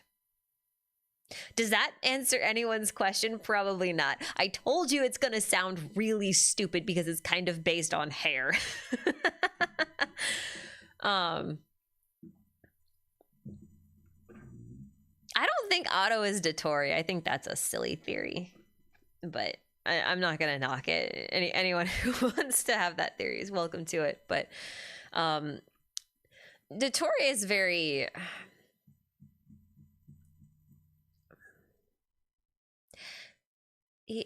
he's all scientist, all madness. He doesn't have one of Otto's biggest problems, which I can also argue is one of Deshret's biggest problems, and one of the reasons why I find him to be a better fit, is that both of them are extremely emotional, and they care too deeply. And after they kind of lock into that one thing that they care on too deeply about, it leads them down a path of crazily questionable and outright deplorable ethics and morals. Because it's in the pursuit of this one thing. In my opinion, Dottore lacks that. He's far more of a quiet, outside observer, sort of experimentalist. doing that for the sake of doing it. I don't know that there's ever a point in his history that I remember or anything that would lead me to think of him as someone who feels too much and cares too deeply and then does everything wrong about it. You know what I mean? He doesn't seem like someone who has to cope with stuff. He's just like, okay then. You know, like Otto's a very Otto and Deshret in a lot of ways are very much examples of horrific coping skills. So, and it is another reason why I'm looking at Kave being like, yep, I think this is a little bit more of who Deshret was. Right? Because on the one hand, Alhaitham has a lot of symbolism that relates to Deshret, but at his core, like at his character, if you read about him and you learn about what he was thinking, about his motivations and things like that, none of them are Alhaitham like. None of them. Not a single one. But anyway, that's that. That's my stupid hair-based twins are vessels of solium theory kind of thing. But also worth pointing out that Clotar Albrecht did say that to Conria, the twins were considered the abyss, so to speak. And I know he was kind of speaking in hyperbole, but it does make one wonder what he meant by that when he said that. I've pitched a couple of theories about it. But, you know, I don't know where I'm going with that.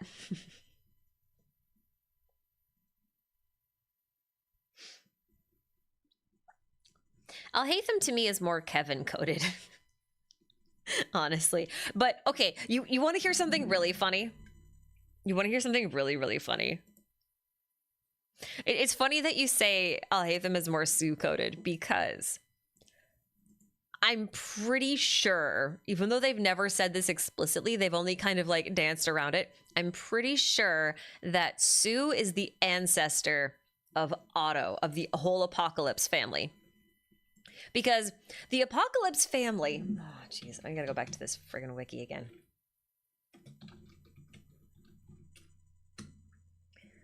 I'm back to the wiki again. I'm gonna make a lot of people like really weirded out by this. Okay. So for context, okay, for context, we have to actually know who Sue is first. Okay, so Sue, this is Sue, okay? Sue was best friends with a guy named Kevin. Kevin's last name is Kazlana. That makes him Kevin. I can't spell.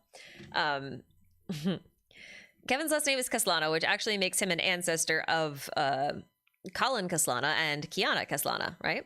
They're all from the Kaslana family. So this is Kevin. And listen, he even has Alhaitham's boob window, so like I'm not gonna I'm just gonna leave it there. Also, they very much liked ancient Greece, which is fun. They did like talking about those sorts of things. So thing about Sue that I think is really interesting is that he was best friends with Kevin in high school, and they formed a group called Fire Moth at one point, or the Flame Chasers,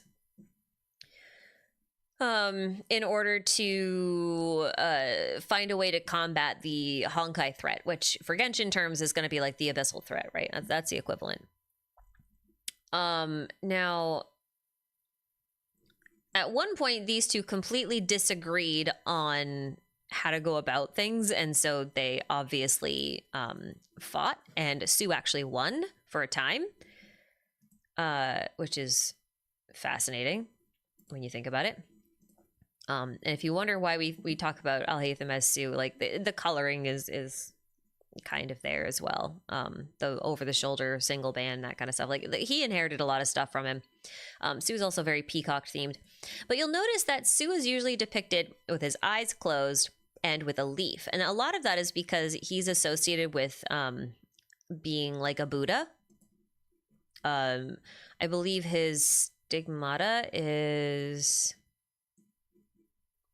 I don't know where is Stigmata? Where is his Stigmata? Hold on.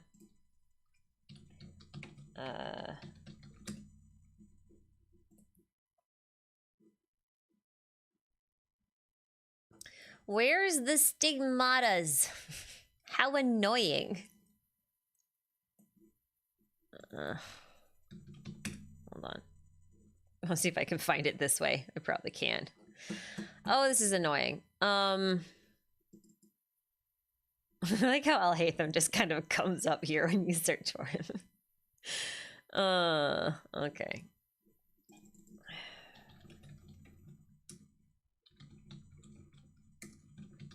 I'm gonna find this so I can show you what I'm talking about. I might not be able to, which is really gonna suck. Hold on.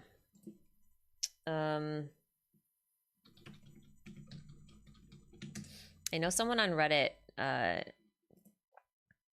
did some nice tracings.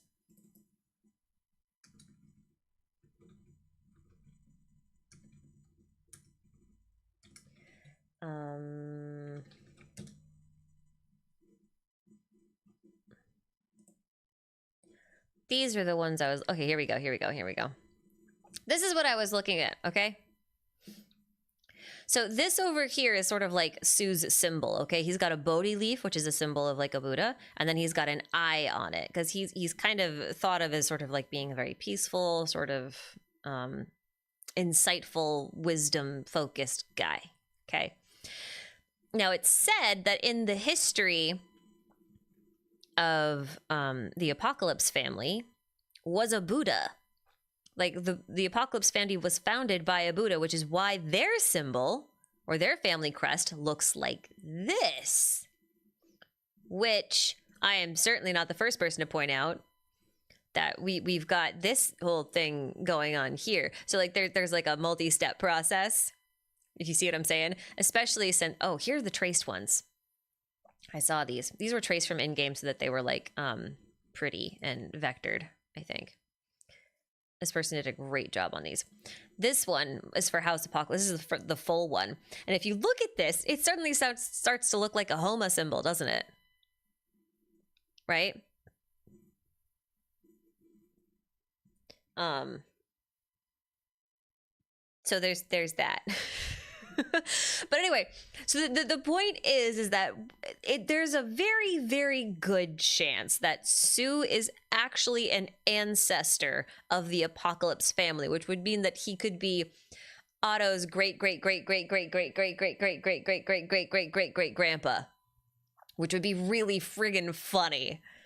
In context, if you like to think of Alhaitham and Kaveh as being variants of Sue and Kevin or Otto or any of those, any combination thereof, it's still really funny to me.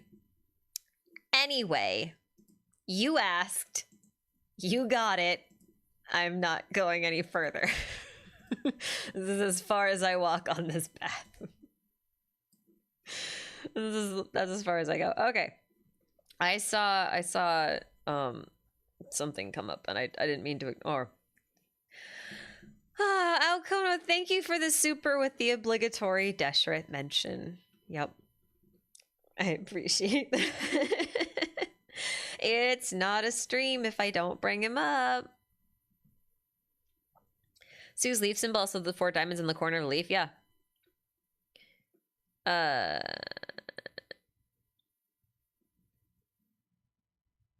Do we have any new thoughts on the domain mural? Oh, yeah. Okay, we're gonna go there. How do we get from the 5.2 trillion to Honkai Impact? Listen. Understand that as much as some people don't like it, Hoyo has designed their games to fit within a singular, cohesive universe. I don't want to talk about it like a single universe as in like all of these worlds exist in one place, but like they're creating a cinematic universe, for lack of a better term. Within which all of their games and properties and comics and everything kind of coexist and borrow from each other. And that makes it easy for them to write and repeat and utilize themes over and over again and that kind of stuff. which is great on their part. But we also have to recognize that even if we don't like certain things, like if we don't like the fact that they're doing this, like they're still doing it. And we should be cognizant of how they use things in other games if we want to understand how they use them in the games that we do want to play, you know? So if you don't want to play Honkai Impact, I mean, it doesn't hurt to understand some of these basics because they do apply to Genshin, not because the worlds themselves are connected, but because they're the same writers and they're reusing ideas. like that's basically what it comes down to.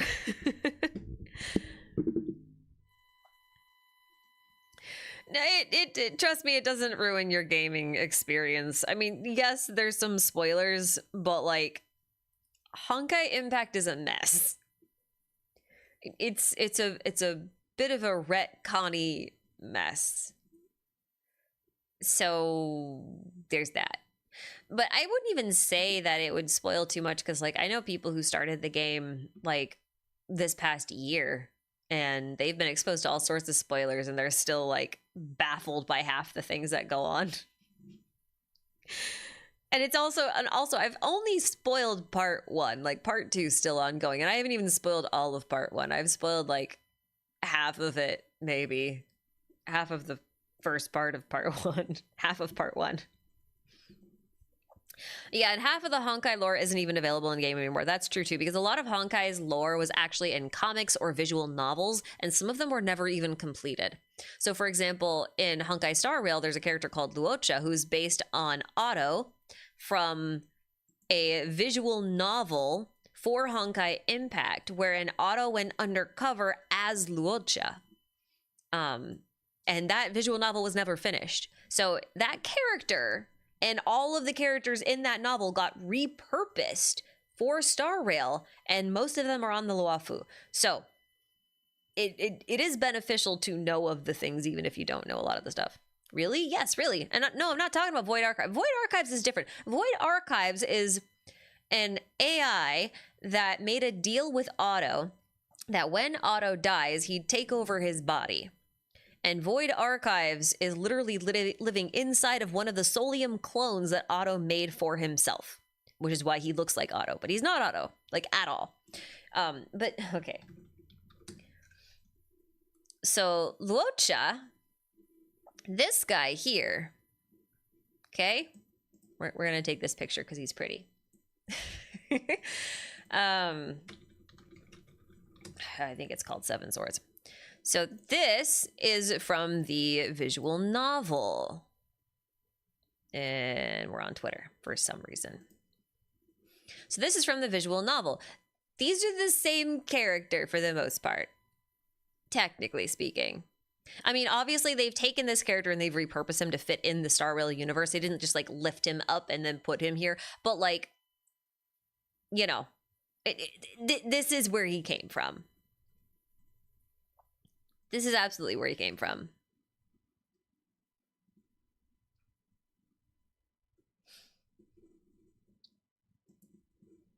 Wait, Sushang? Yeah, that's what I'm saying. That's where Sushang comes from. Okay, this is where Yanqing comes from. Do you guys not know this? Wait, do you guys really not know this? Because, like, this is a huge thing. This is part of the reason, like, okay, here's Sushang. Maybe you guys don't know this either. Here's Luocha, here's Sushang, and here's Yanqing. Yes, that is older Yanqing, okay? And he was an ass. He was horrible in this comic, or visual novel. Horrible, horrible, horrible. So anyway, why is everyone calling him Ahau? Calling who Ahau?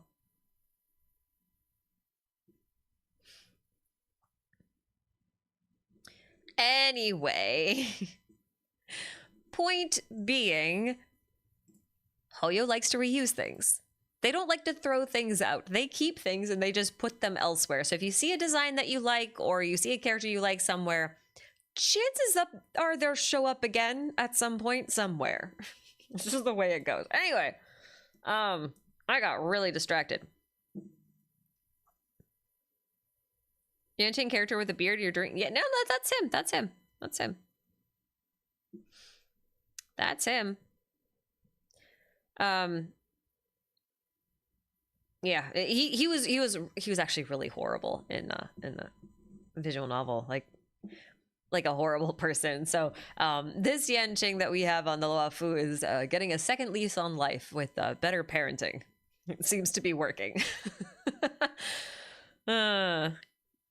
Lingsha is basically new. It's true, yeah. Lingsha is Nua for the most part, yeah. Actually, there are a lot of Stigmata designs in Honkai Impact that got reused for Genshin and for Star Rail, which is actually really funny. Anyway, we're gonna talk about Ochkanatlan now, because I've been on here way too long, and I said it was only gonna be like an hour, and it's significantly over that. And there's still things I want to talk about, like a little bit. Just a little bit. Wasn't Kafka a Stigmata? I don't think Kafka... Well, maybe she was.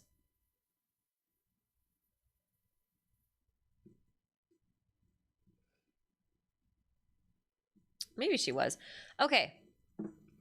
Ochkanatlan is fascinating to me. Not just because it's being described as like having an arc, but also because of this little dude.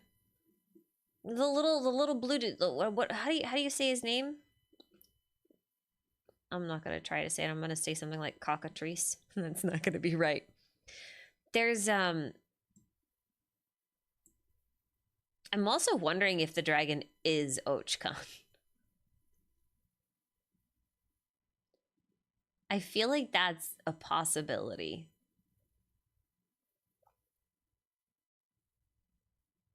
I feel like it's very possible that that is Ochkan. Because, like, the thing about Ochkan is that he started out very human-like. And then by the end of the era, he had, like, completely morphed into almost a draconic sort of face. Which to the point where he had to wear he was wearing masks and stuff like that. So I almost wonder if he had, like, a draconification that was going on, where he was turning into a dragon. Now, this part I think is kind of interesting, because this, I feel like this is supposed to be Xbalanque, and I'm not quite sure why the face is getting blotted out like that, but there are two things that stood out to me when I saw this, because it reminded me of two things. First off, it reminded me of Enjo, because of the way the horns are on his head right here, shape wise and all that. It could be Ochkan, and it could be like him trying to ruin his reflection. It's a little hard to say. The fact that the sun is behind him and stuff makes me think it's Xbalanque, but like, yeah, I'm not entirely sure. However, the other thing it reminded me of, I might actually have to go get this one myself. Come to think of it, I think I have to get this one myself. It reminded me of the Dainichi Mikoshi during the Three Realms Gateway offering event. I think it's this one.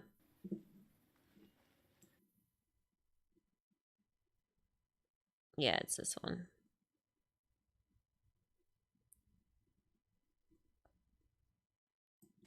Reminded me of this one because it sprouted these branches. And the coral branches reminded me a lot of this. Like even the like the way the camera is going and that kind of stuff, you know? It reminds me a lot of this. At least you didn't say it looks like Destro. We don't know what Destro looks like. We were so close to knowing! And then they're like, nah, I'm gonna take this back to the Temple of Silence. No one should know this information. It's forbidden knowledge. Damn it! We were this close to seeing both the goddess of flowers and Deshret. And Sethos took it from us. I'm so upset.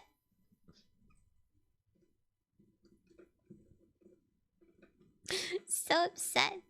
Anyway, they nerfed me. They can't let her know anything. Yeah, I'm curious if this actually says arc in Chinese or if it says cradle instead. Not to make this about Deshret again, but in that teaser, the what's the teaser called? That's a good question. What is it? Doesn't matter. In the Deshret teaser, they actually talk about Sumeru as the cradle of civilization, which makes sense because Sumeru being related to Sumer, which is Mesopotamia, that is usually considered like the cradle of human civilization as well in our own history. So like that equation, that equivalency makes sense to me. But I'm wondering, like, since Uba Khan, for example, wanted to create a new type of civilization where humans and Saurians could coexist, I'm wondering if this is less an arc and more of a cradle. Because the purpose of both is to birth a new civilization, right? It's just like the thing about an arc is that an arc is meant to survive for a time, right? Like you're supposed to be able to take things and put them on the boat and then take it somewhere else to prevent them from sinking. It's like a preservation method. And then from that arc then that arc can later become a cradle, so to speak, because, you know, life will come from what was saved on that arc. But I'm just wondering, since nothing technically needed to be saved at this time when Ochkanatlan would have been around, I'm wondering if it wasn't an arc at all, but instead just a regular cradle, where a new human civilization or new type of civilization would have been born.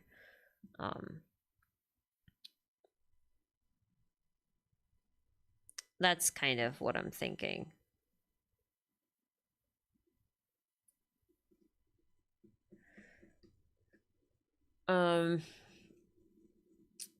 But speaking of arc, if you guys are active on Genshin lore Twitter, you might have noticed a friend of the channel, active Discord participant and friend of mine, Saber, pointed out that this whole Homa symbol that we see all over Natlan,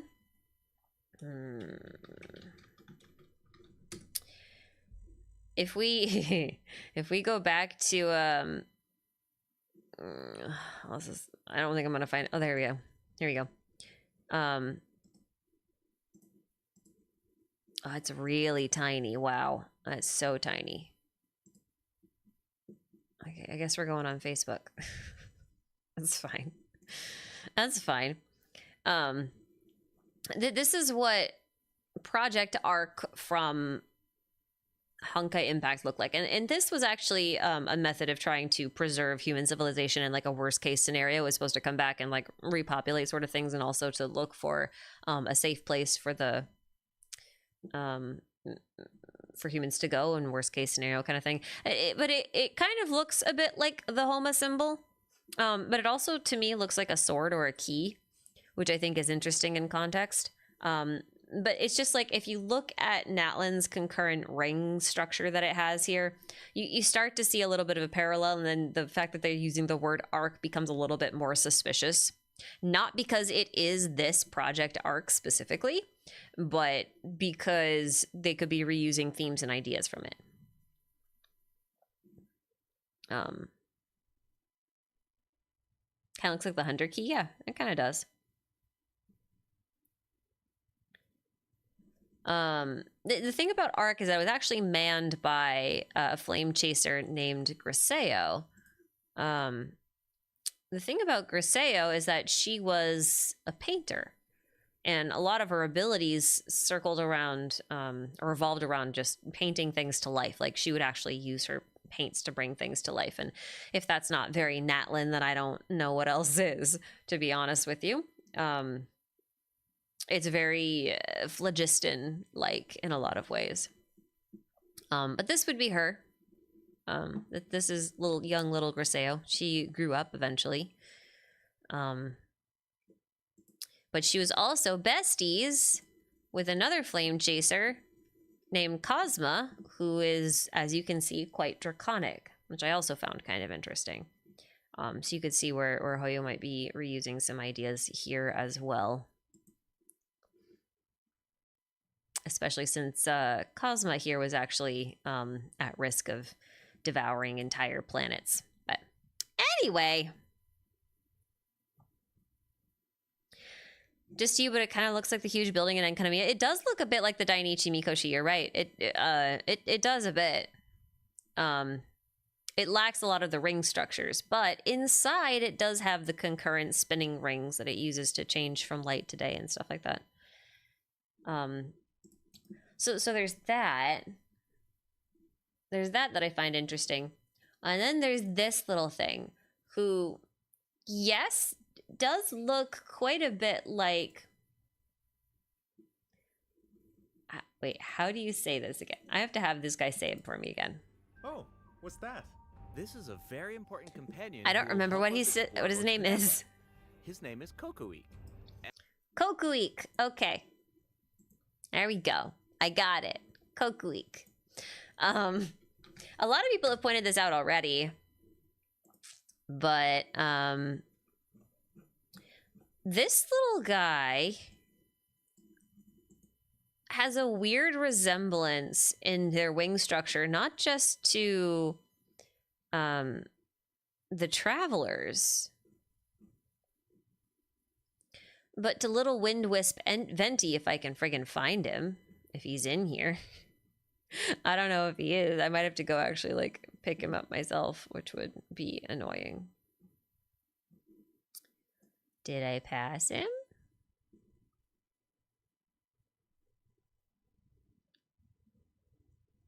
Might find him better on the unknown bard page. Do we not? Oh, I think it's nameless bard. That's right. Nameless bard. Oh, we still got nothing. Okay, that's great. That's fantastic. Okay. We'll just have to search for it this direction. If no one else got me, I know Reddit got me.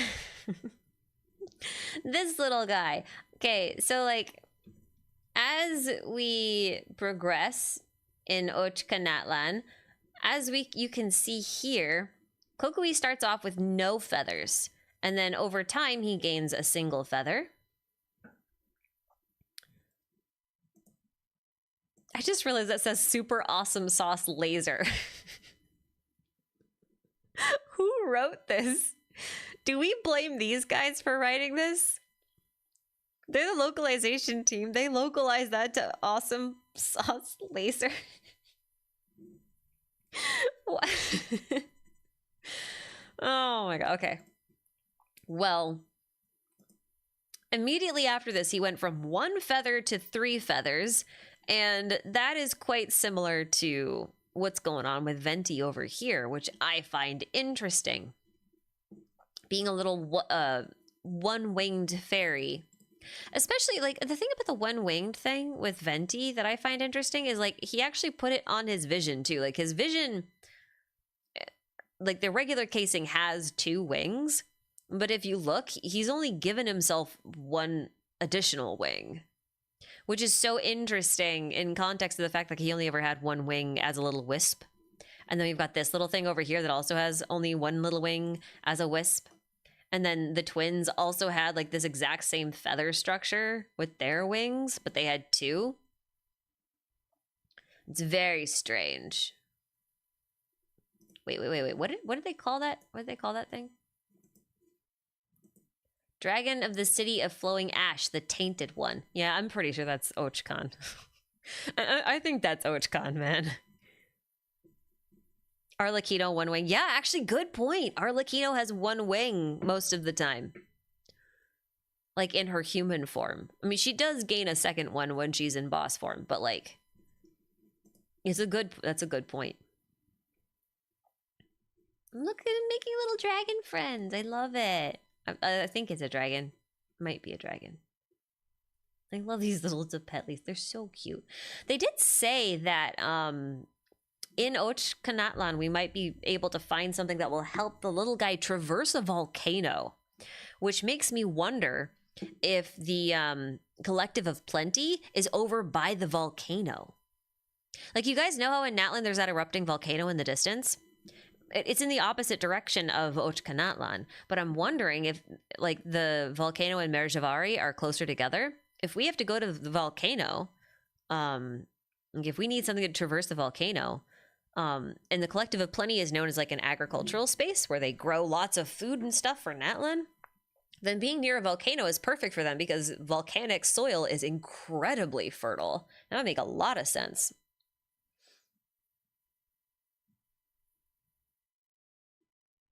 Make a lot of sense.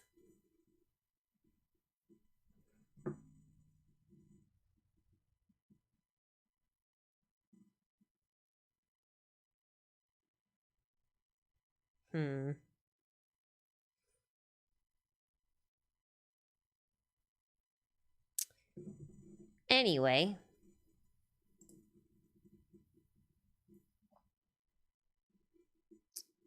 These are lots of little events. We get to fish for lava fish. That's fun. I don't know how we're actually going to create lines that can survive lava, but okay.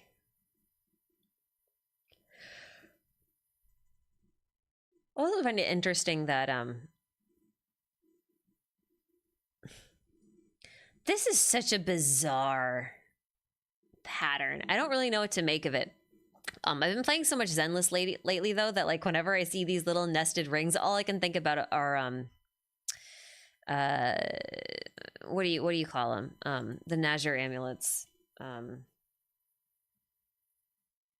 am blanking. Wait, they're not called that. Oh no. Nazar, yeah, that one. I can't spell. These ones. That's all I can think of when I see these. I've been playing so much Zenless lately.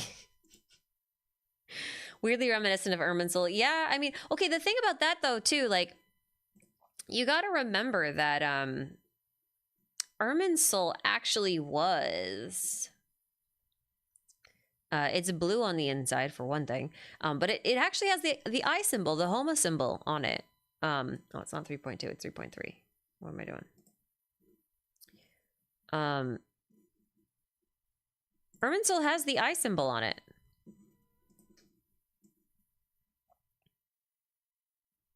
And I'm gonna scrub through until we can get a good shot. Eventually, nope. I'm gonna take a minute, hold on.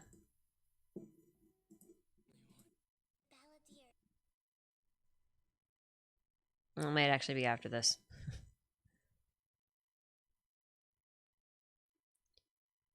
Show me the tree! Maybe it's this one. There we go. That would, okay,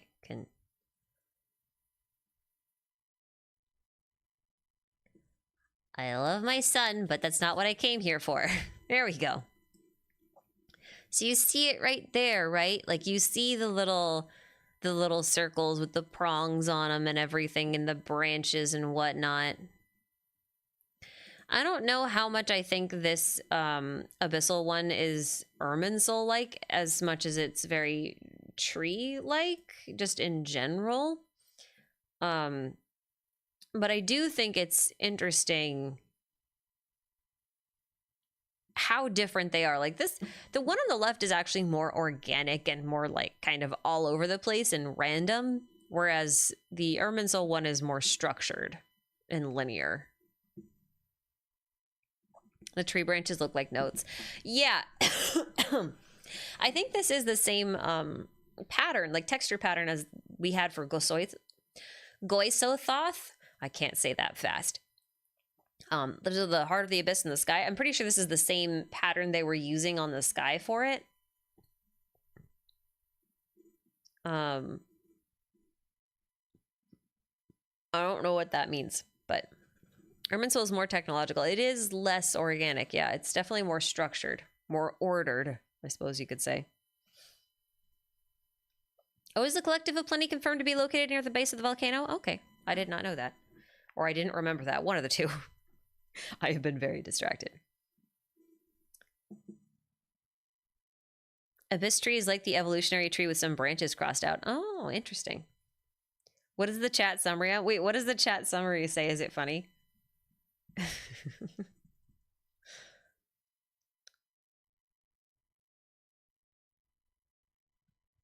Do you think the red-eyed youth is Xbalanque because it says that he returned to the sacred flame after he dethroned the half-dragon guy?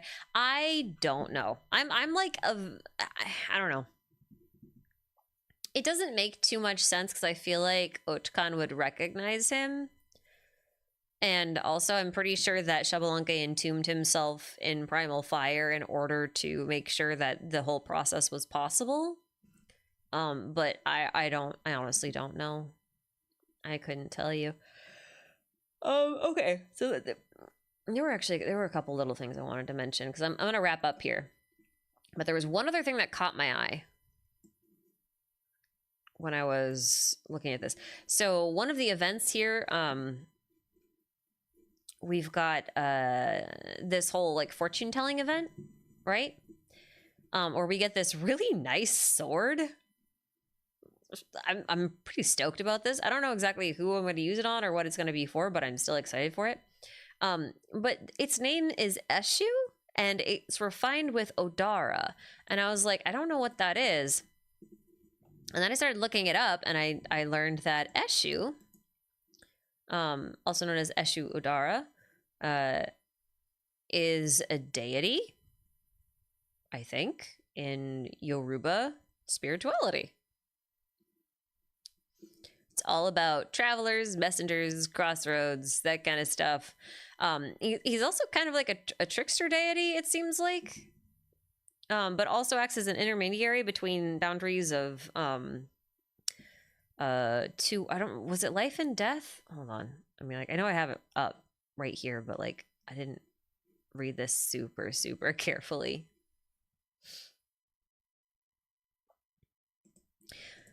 When I started going into this, I started realizing that we also, like, this is someone who exists, Olokun. And I wondered if this might be also more related to Ororon. And the reason for that is because also mentioned here is an Ifa.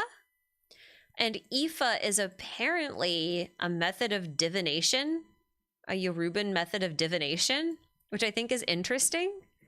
I don't know if this is what the, we haven't seen Ororon's friend, Ifa, yet.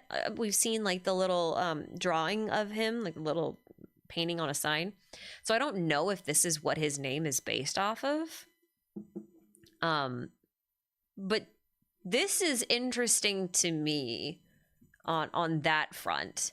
I never really thought to look in this direction, which I feel kind of silly for because Janssen exists.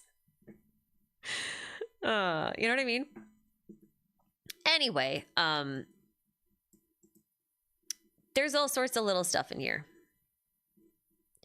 But Eshu is like all about sacrifices and rituals, and that brings me back to the Homa stuff, because that's a votive ritual, right? Also the Borderlands kind of thing. The whole thing is quite interesting. I need to read more about it, more than just a single wiki page. This is not sufficient. This is just a starting point. And also that it's much easier to bring up something like this than to bring up, pages in an academic text. It's not exactly conducive. But point is, this is interesting to me. So I think this is like the event I'm looking forward to most, apart from the main events. Also, a bunch of people in my server pointed out that this setup here is weirdly similar to one of the most infamous events in Genshin's history, unreconciled stars. I wanted to see if I could find the actual event menu to show you guys. Because there were a few. I don't think they have a good one. Oh, well, I guess they do have this menu. It's very reminiscent of the unreconciled stars. So I'm having fun with that.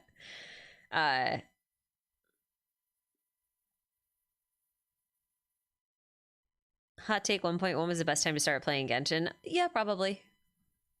I mean, if you're really into the lore, I think it would be, so I think we'll have a very interesting time with Seat Lolly here. I think there will be more to this event than we think.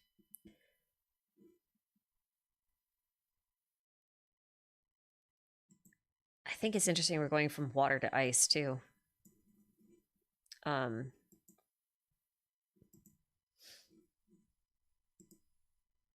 Acting out scenes from a light novel is an interesting way to put it, too. Anyway, I remember this. I am... This event was so buggy last time. Hopefully it'll be a little bit better this time. But yeah, the... It says, this adventure is about clairvoyance and perhaps we'll be able to draw back the corner of the curtain. Which, again, that sounds very unreconciled Starsy to me. So, I'm hopeful. And I'm also hoping this means that Seat Lolly is next patch.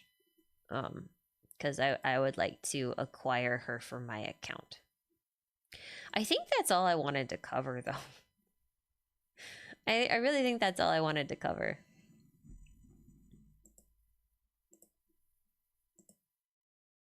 Yeah.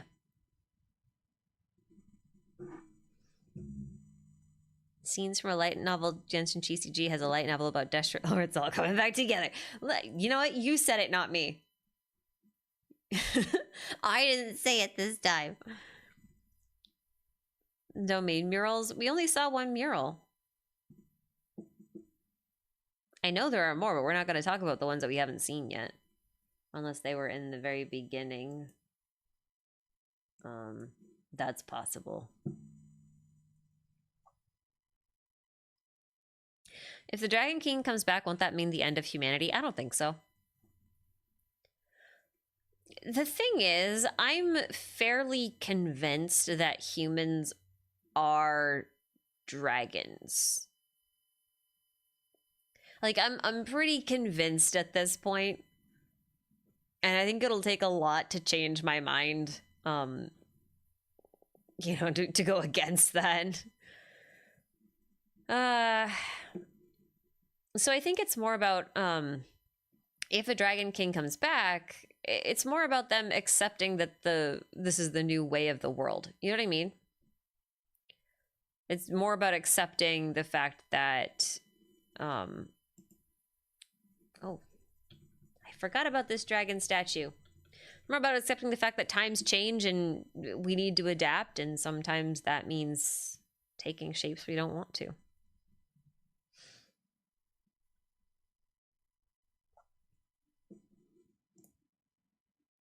Apep doesn't like humans, no, that's true.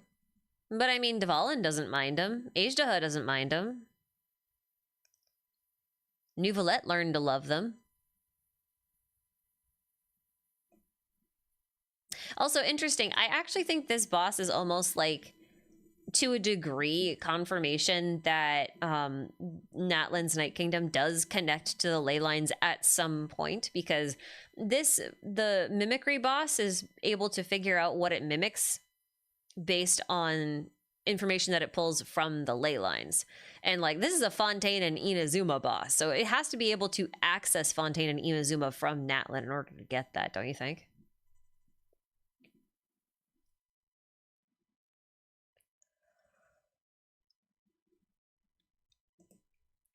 Oh, there's like the one thing that we didn't talk about. This thing.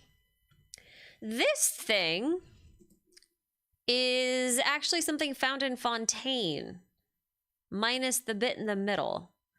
You guys remember that like big underwater cyst thing in Fontaine? This is like an abyssal version of it. Elenus? No, not Elenus. Not Elenus. What is it called? Is that a dragon heart? I don't think so. I forgot. Is it under the tree? You'll see what I mean in a second. Let me see if I can find the thing. What is it? Is it called a thorny? I'm gonna look it up. Oh, you might be right. You might be right. It might just be called a thorny cyst. Yeah, there she is. Damn, good memory, man. This thing. I mean, right? It's very close. It's very close. It just has a different thing in the middle of it. There's one in Sumeru as well. There is. I don't remember the name of that one either, but I know the one you're talking about. I think that one actually had like no, I don't think this is an eye. I think it's supposed to look like an eye. I don't think it actually is an eye. Because it doesn't look at anything. Like if you watch it, it doesn't move. It just stays stationary, which makes me think it's not actually an eye, but it's made to look like one.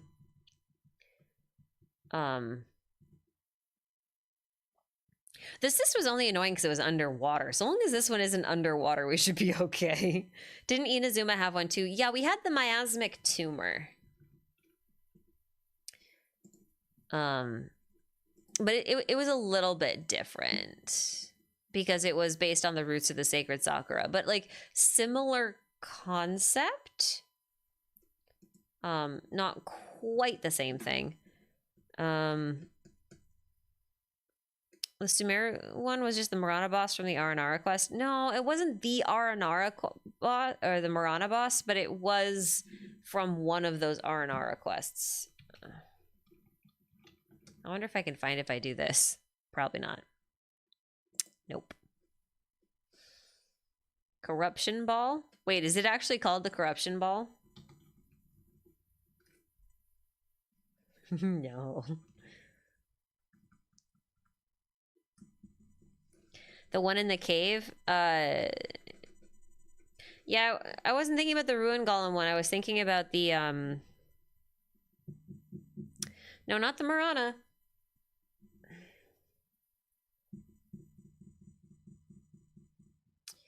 The one where you have to help Mautiyima. Or at least I think it, yeah. I think it was this one. I want a picture of the before.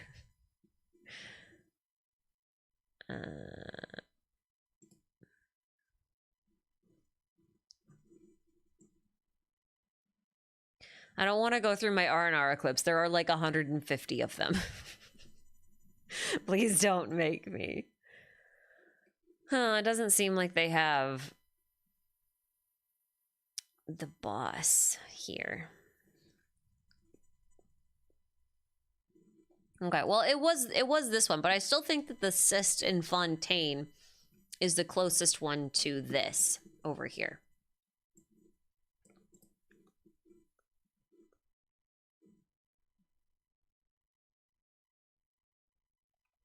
Yeah. All right. Oh, the Ch and Liwe?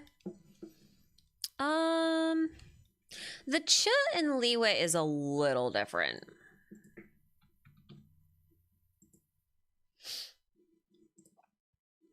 Because it's like a fully mechanical in a ring.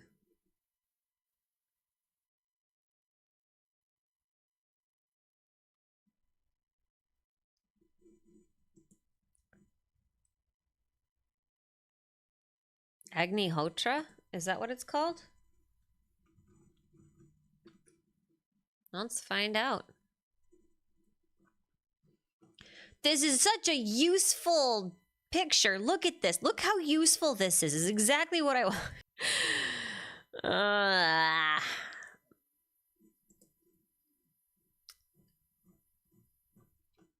wonder if they've got a picture of like all the different Murana manifestations. I forgot it literally has a electro symbol in it. Well, the inverse of the electro symbol, I should say. These things were so strange. Anyway. It's always plants. It's always plants. Oh, I forgot about these candles of life. These things are super fun. Why electro? What? Negative space.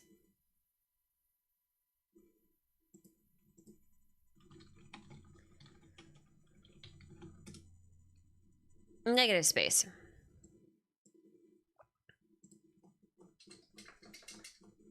I'll show you what I mean. You see? It's literally the electro symbol. Just with less spikes.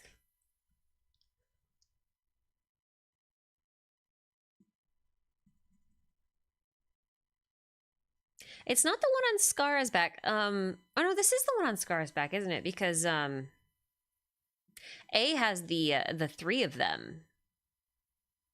She has the Magatama.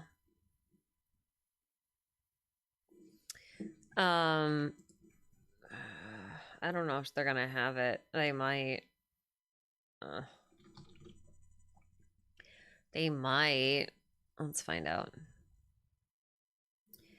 I think that she has the Magatama on the back of her neck.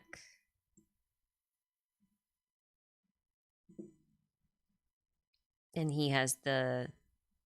Or does he have the Magatama? I can't remember.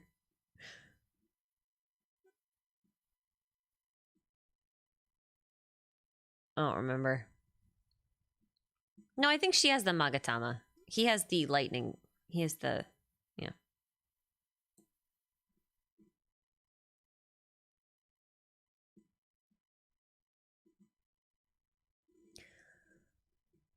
Oh, does Google have the Agni?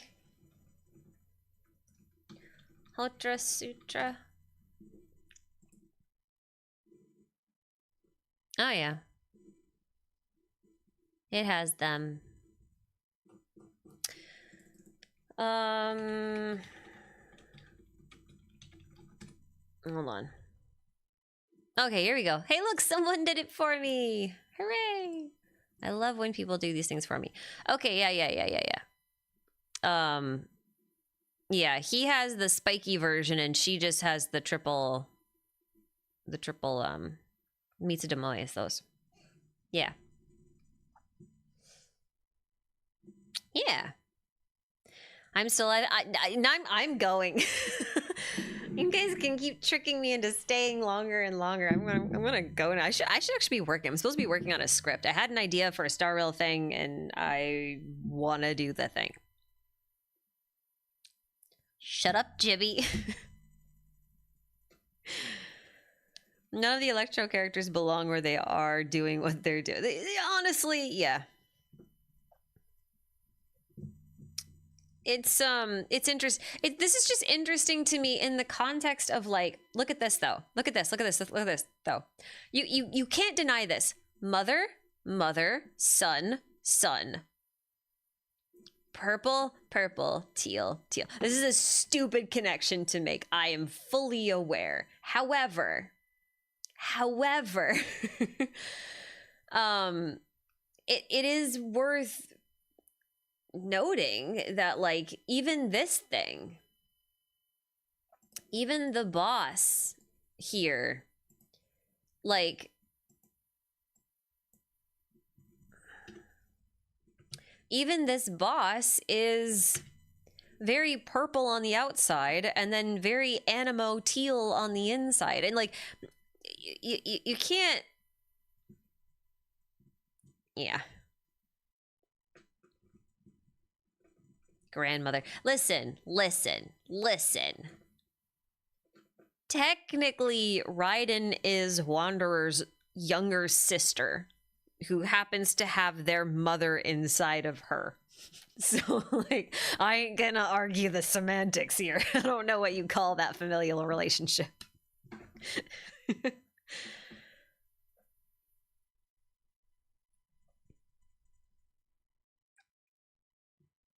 Yeah, see, you all, it sounds worse when you say it out loud, but it is what happens. Wanderer is the older brother. This is the funny part, too.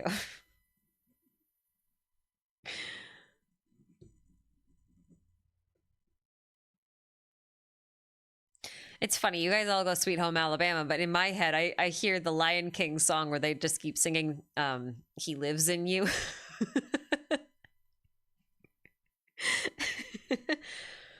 Oh, that's a good one. Anyway, yep, I'm gonna go. I'm done being nonsensical. I've given you guys plenty of stupid things to think about.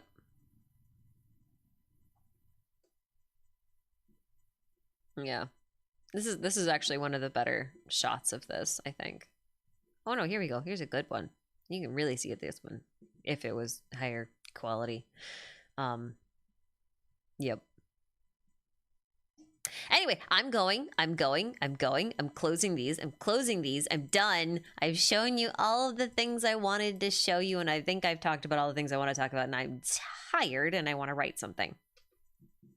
So I hope this was fun. We'll do like a regular stream, hopefully sometime before the next patch. I'd like to do one before the next patch, but if not, then it's probably gonna be a while because there's gonna be a lot of content to sort through in 5.2. Like the whole of Ochkanatlan, we're gonna have an interlude quest. God knows Capitano's gonna give us some crazy stuff. Chaska's gonna give us crazy stuff. So in the meantime, I'm gonna put together a Star Rail video, and then we'll see if I have time to do one more Genshin video before we go. So, yeah. We'll see you later. Anyway, guys, take care. Levi says bye. So say bye. Say bye, Levi. He's just looking at me. He doesn't know what I'm saying. Okay, I'm going.